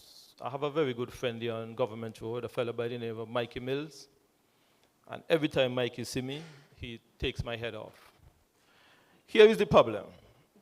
When those drains were constructed in the previous government, I think that they would have erred by not covering those drains. One, and we are still trying to figure out as to why those drains were so deep. Right? That's two. Those drains are creating for us some major headache. It is also creating some concern downstream. What they have done, they have taken all of this water from Hamilton and exiting it down into the Bath stream. It is, for me, not just an issue of covering the drains. We have looked at the possibility of sending some of that same water all the way down Government Road and release some of that water from going down into the Bath stream. That drain is constructed from the top of Government Road all the way down to Stony Grove, where I grew up as a child, going all the way down by my brother, Baylor, and DC, right between there. That is where that drain ended up. And then all of that water is going down into the Bath stream. We continue to hear all of this concern about the water in the Bath stream is not as hot as how it used to be. I am still wondering why was those drains constructed and dump all of that water into the Bath stream. Put that aside. We have had some quotations. There's a gentleman right there on Government Road who do welding. I provided some preliminary estimates to cover some of those drains. We have looked at the possibility of using some of these cast iron prefab metal inlet into those drains. We have not necessarily sought to implement a project to have that done. But we know that it's an issue, we know that it's a problem, but it is a much bigger problem than just covering the drains. We are still trying to wrap our head around how we can divert some of that water from ending up down into the Bath stream and send some of it down into Charlestown. The issue that we are now facing is, if we are to do that, we would then have to literally tear up where the drain go to the back of, what's the gentleman name there? The contractor guy there who have this Canadian house. What's his name? His name eluding me right now. Watts. That's where the drain, we actually just completed some work that was left on that project right in that same yard a couple months ago. We will have to tear up that drain and send it all the way down Government Road. Do we want to do that? Or do we want to continue to allow all that water to go into the Bath stream? We have not concluded an option yet. I'm going to be frank, we have not necessarily concluded an option yet, but it is a problem. The light, that's probably a question for Nevlec. I am not sure of the situation in terms of some of the lighting. Mr. Premier, take that one. Yeah, thank you very much for the question. The issue of lighting is, as you have pointed out, an issue all across the island. We've had some problems with lights because Nevlec did not have any. As you know, some time ago, we were trying to replace the existing lights with LED lights. And the idea behind the LED lights was that we would get some savings in terms of the consumption of electricity. Those LED lights were considered more environmentally friendly. Problem was, the LED lights that we got did not work very well. That was under a project, which I think was a national project. Did not work very well, and so we've been forced now, in a way, to go back to the drawing board. I can say that Nevlec has ordered some lights, and that those lights are on their way. And so I am optimistic that we will be able to start to replace and reinstall where necessary lights across the island in short order.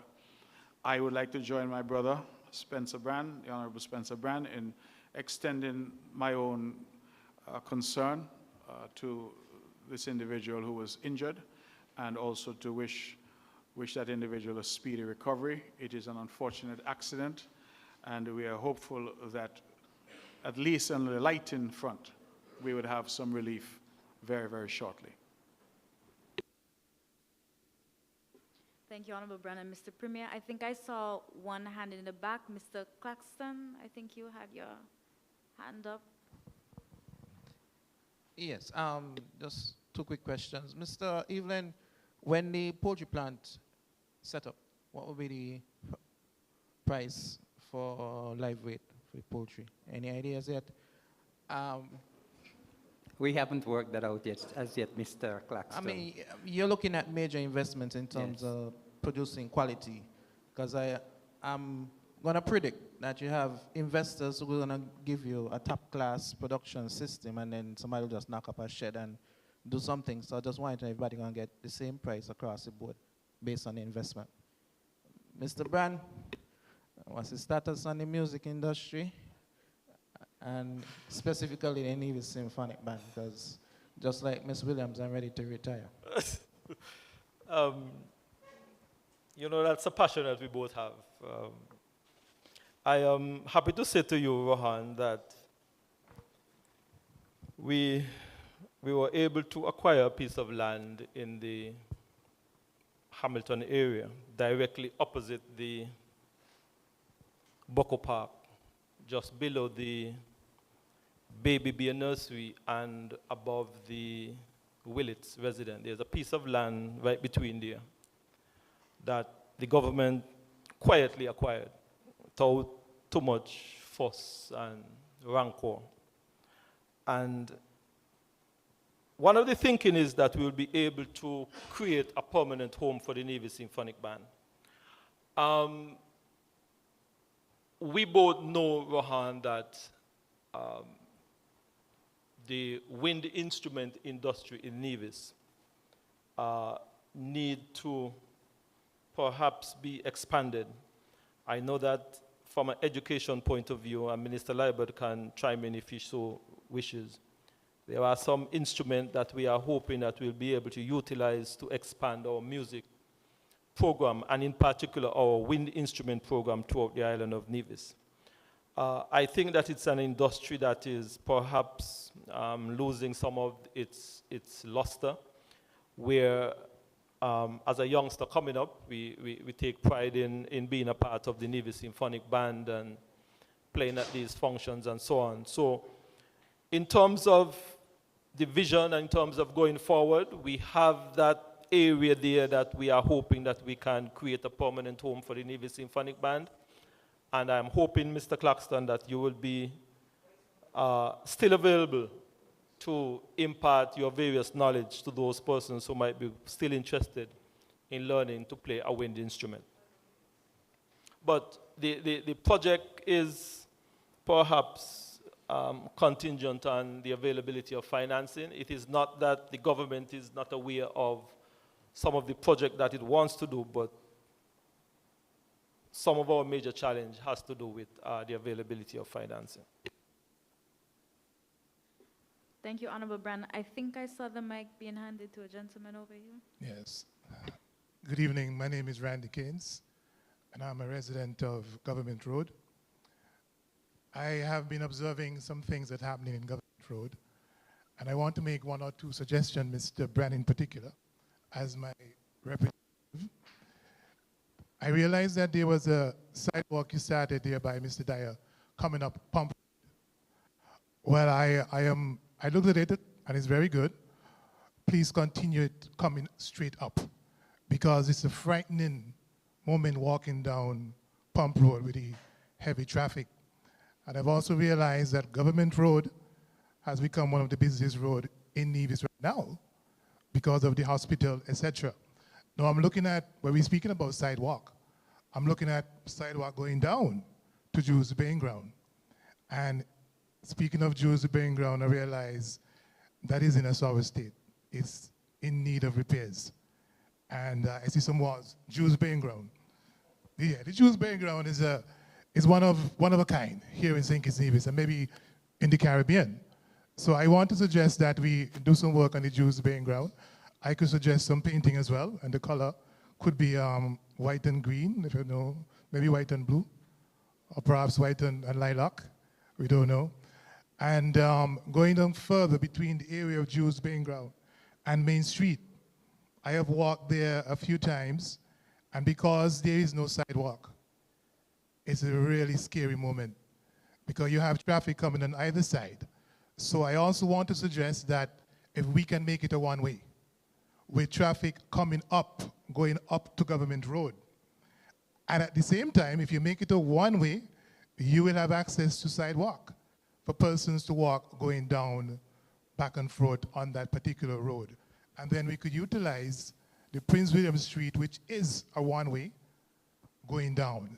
So suggestion is to make that piece of road between Jews Baying Ground and Main Street a one-way, going up with sidewalk, and then we continue with the Prince William Street going down to Main Street. Thank you.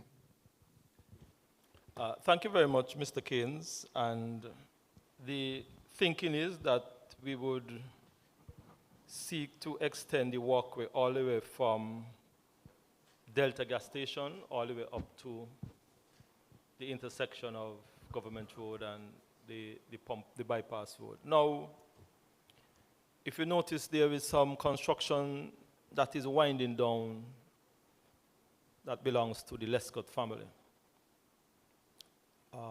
Next to Penniless, coming back to Water Department. We have had some preliminary conversation with the property owner, Mr. Lescott, regarding how we can partner in front of his property with a kind of walkway. He is somewhat receptive to a partnership. We have not an initial conversation. I know that he has completed his parking lot area, so I am predicting that very soon he may be opening that facility. So I am hoping that we can conclude those conversations, and right in front of him we can do that walkway. We have the area, if you notice the area where the walkway would have concluded. We have not had that conversation with the owner of that land because we have not been able to identify the owner. We don't want to put down any walkway there, and we have not had that conversation with the property owner. And then we have from right in the intersection of the one-way street going all the way up to the intersection of Government Road. We are still looking at having those conversations, but the intention is to take that walkway all the way up to the top of Government Road. Now, you spoke about the Jewish cemetery. I am not certain if the Jewish cemetery is owned by government. Is it? No. It's not owned by government, so I'm not certain as to what we can do with it, and perhaps we can take some guidance and some advice on that. Some years ago, the police would have contemplated making some streets in Charlestown one way. We would have had those initial conversations. We would have asked them perhaps to put a pause on it, because at the same time we were doing the upgrade around the St. Paul's Anglican Rectory and the Methodist Church and all of that, Happy Hilali and so on. Perhaps it's a conversation we can re-engage the police with, but we were already seeing some possible difficulties with making some of those streets one way, especially when it comes to access to the Alexander Hospital. Based on how they were proposing the traffic, we were foreseeing some difficulties getting to Alexander Hospital. Coming from this side of the island, and if you were to make the bottom of Government Road from the Jewish cemetery one way, that was of some concern. So we have had those conversations with the police. It is just a matter that we perhaps need to re-engage, because we had kind of put a pause on it because of some of the upgrade that we were doing. Thank you, Honorable Brand. I note it's now 9:01, so perhaps we can take maybe 2 more questions, and then we close off this evening's town hall. There's some hands up, yes.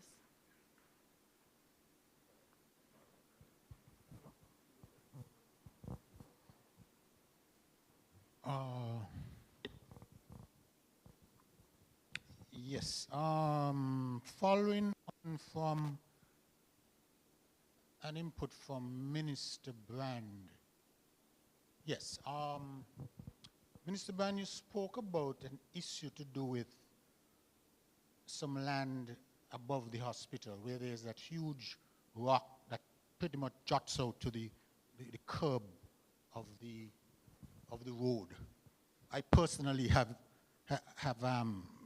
my wheel has brushed that curb many times going up, and I'm sure it has happened to a number of other drivers. So clearly, there's a need, there's a definite need to have that issue addressed. My issue is, you said that negotiations have been quite tough with the landowner and so on. I do not know who the landowner is. But I am of the view, and again, this is just my personal thoughts on things like this. If a matter like that is so clear that it has to be addressed, I am wondering why, what is the hesitancy, maybe this is now for the Premier, with moving to acquire the necessary portion of land to address the matter.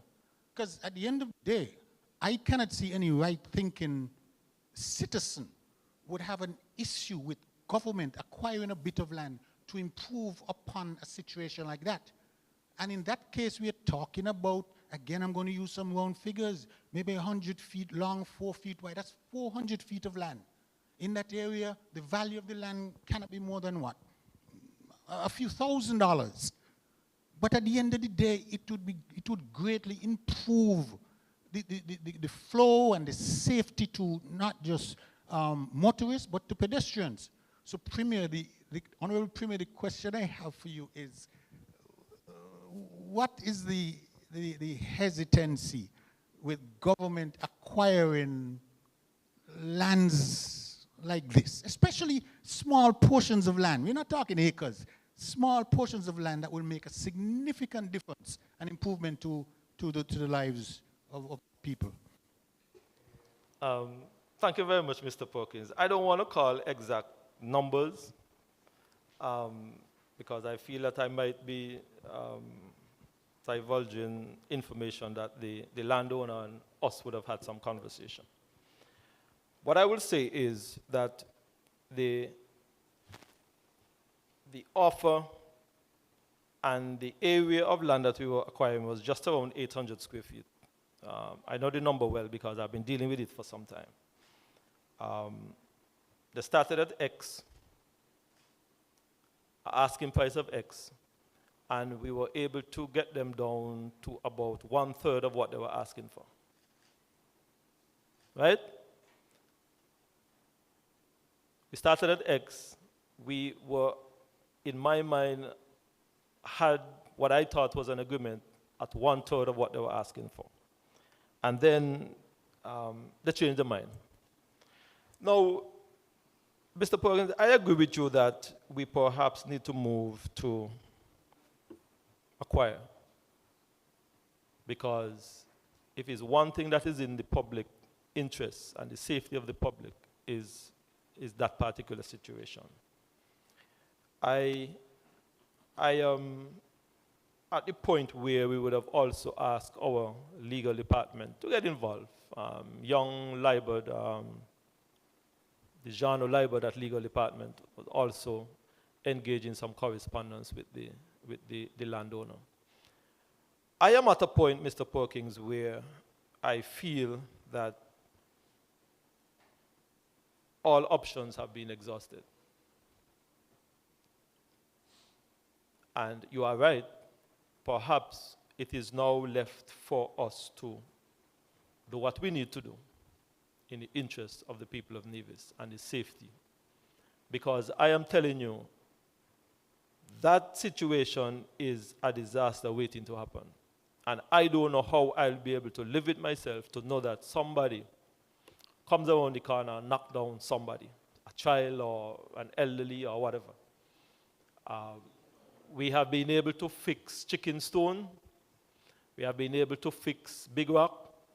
And this, in my mind, is perhaps one of the last dangerous blind spots that we have on the island. And perhaps you are correct that we need to go to that next step and do what we need to do. Thank you, Honorable Brand. We have time for one singular question left. Thank you. Two-part question. Mr. Premier, you said that that you have now secured the 20 million National Bank.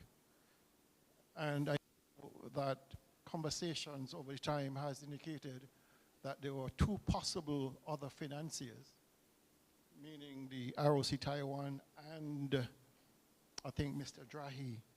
You indicated in your last town hall or press conference or something along the line that those finances were secured and ready to go, and you're just waiting for the National Bank issue to be sorted. Are those the two financiers that you spoke of, the ROC Taiwan and Mr. Drahi? And how much has each agreed to invest or loan the NIA to make this possible? And the second part of the question is, based on your consultant's report, the first year of operation would have netted, based on best results, 2.2 million EC dollars over a expenditure of 5 million EC dollars. It seems a bit lopsided in my view. What guarantees can you give to the Nevis people, given that largest single investment in capital works that we've ever had, $130+ million or 40 million US dollars? What guarantees can you give that this dance can be lights and who are the financiers and how much are they willing to put in? I'm not sure I got a question about guarantees. What guarantees can I give about what?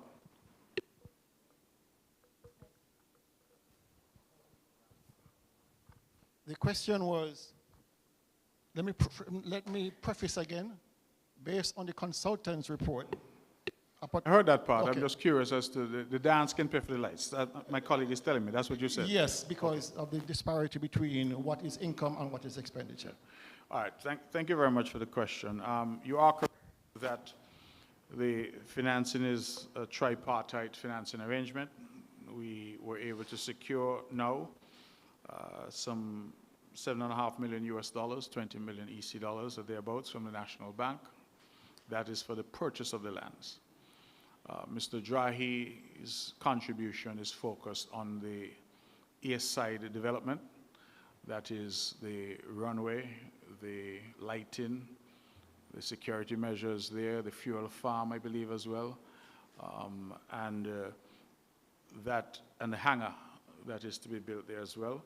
And I believe that comes out at about 25 million US dollars.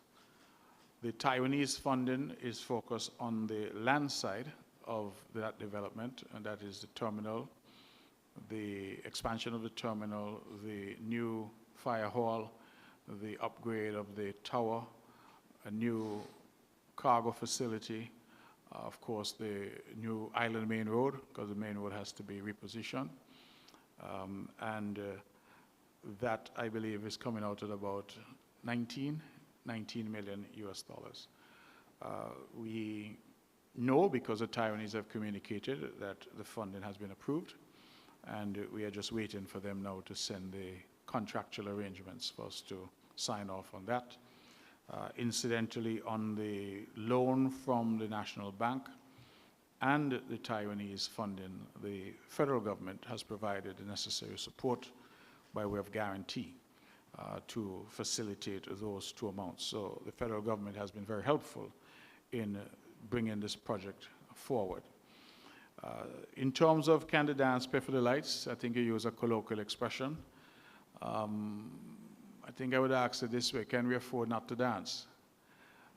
Because if we're talking about development, if we're talking about this island going forward for the next 20, 30 years, we know that the airport we have is obsolete. So it's good to have these sort of, how should I say, theoretical discussions, but can Nevis survive without an airport? Can we develop without an airport? I believe that is a far better question. So for me, yes, we want this airport to be viable. We want it to pay for itself naturally. We have resources that we would need to repay. But at the same time, I believe that we have as an island to make a determination as to the long-term development of the island of Nevis and that long-term development of this island. Bearing in mind that we're surrounded by ocean, the only way we can travel or communicate people to people, cargo, etc., is either by air or by sea. So I think that the development is imperative and that we need to do it. I see sometimes these developments as public goods. It's in a way sometimes when we invest $50 million, as I think we've done over the last 13 or so years in water, one can well make the argument that selling water at, what is it now, $13 for 1,000 gallons, the dance can never pay for the light.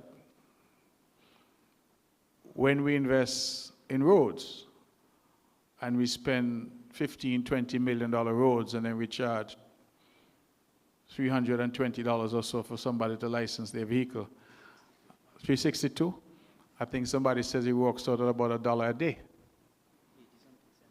80-something cents a day to drive on multi-million-dollar roads. Can the dance pay for the light? Development, I think, isn't always about dollars and cents in that strict sense as one would look at it in the private sector. The government is required to build infrastructure to set the stage for development of the island. And so we hope, based on our forecast and our projections at the airport, we'll be self-sustaining. But if that airport brings in passengers for the Four Seasons and for other hotel developments on the island, if it can generate the traffic, if it can lead to more villa construction, more development, more commercial operations here, more trade, more access to foreign markets for our farmers, our fisher folk, sending lobsters and conch, things of that nature overseas, all of that has to be factored into the equation as we talk about development. And that is why I think we need to have a proper understanding of how development looks and what development is about. The government is not the private sector. The government's role is to create infrastructure to ensure that the private sector can thrive and that our people can develop. And with no development there in the last 20 years and an agreement across the country, across the political divide, that the Van Samer International Airport has become obsolete because of the state of that infrastructure, I think we have no choice but to develop that infrastructure. And I think we have an excellent plan to do so and to do so now. Thank you. Thank you, Mr. Premier. So I see we've run over time by quite a lot. So in the circumstances, I'm being told that we'd be closing off this evening's NIA-led town hall. Thank you so much to the panelists this evening for their contributions. Wishing everybody a very, were there any closing remarks that anybody wish to make? Brief closing remarks? Thank you very much, Madam Moderator. Just want to say thanks to all of you who came out to be a part of the exercise this evening. It is an exercise in democracy, and we are happy that, of course, once again, we are able to communicate and dialogue with the people of Nevis. I just want to, my closing comments is just to once again invite all of us to be a part of Culturama 51. Promises to be a wonderful, wonderful festival once again. It's the Caribbean's greatest summer lime. And so we're asking you to be a part of that Nevisian pride that we so always want to deliver to the people of the rest of the world. So be a part of the festival, and let us make sure that it is a festival that we'd always remember. Thank you. Good. Thank you, ladies and gentlemen, for coming out. Thank you for those who are online, the questions and the comments. As I indicated, this is the first batch in what we hope to be a series of these town hall engagements. The public, Nevisian public, can look forward to seeing the government in the highways and byways. We're coming to you because we want to hear from you. Thank you to all who came, who asked questions. We hope that we're able to provide some clarification. And certainly we hope that as we go through the next round and next round and next round after that, that more and more people will come out and have their questions and suggestions for us as a government. We're here to serve you, and this is, as my brother Eric has said, an exercise in democracy, in transparency, in openness, and in good governance. Thank you. I just want to join with my colleagues to express my own sincere thanks to all those who would have made themselves available for this town hall. I want to thank the persons who would have asked the various questions, those who are here in person and those online. I believe that this was indeed a very good exercise where we seek to report to you and we seek to give some indication as to what are some of our plans and policies going forward. So I want to say thank you. I hope that you will have a wonderful evening, and certainly I want to wish you God's richest blessing. Thanks much, and good night. Thank you, Honorable Ministers. I'm to remind you that there are refreshments in the back that you can take with you on your way home. Wishing you a safe journey home. Thank you.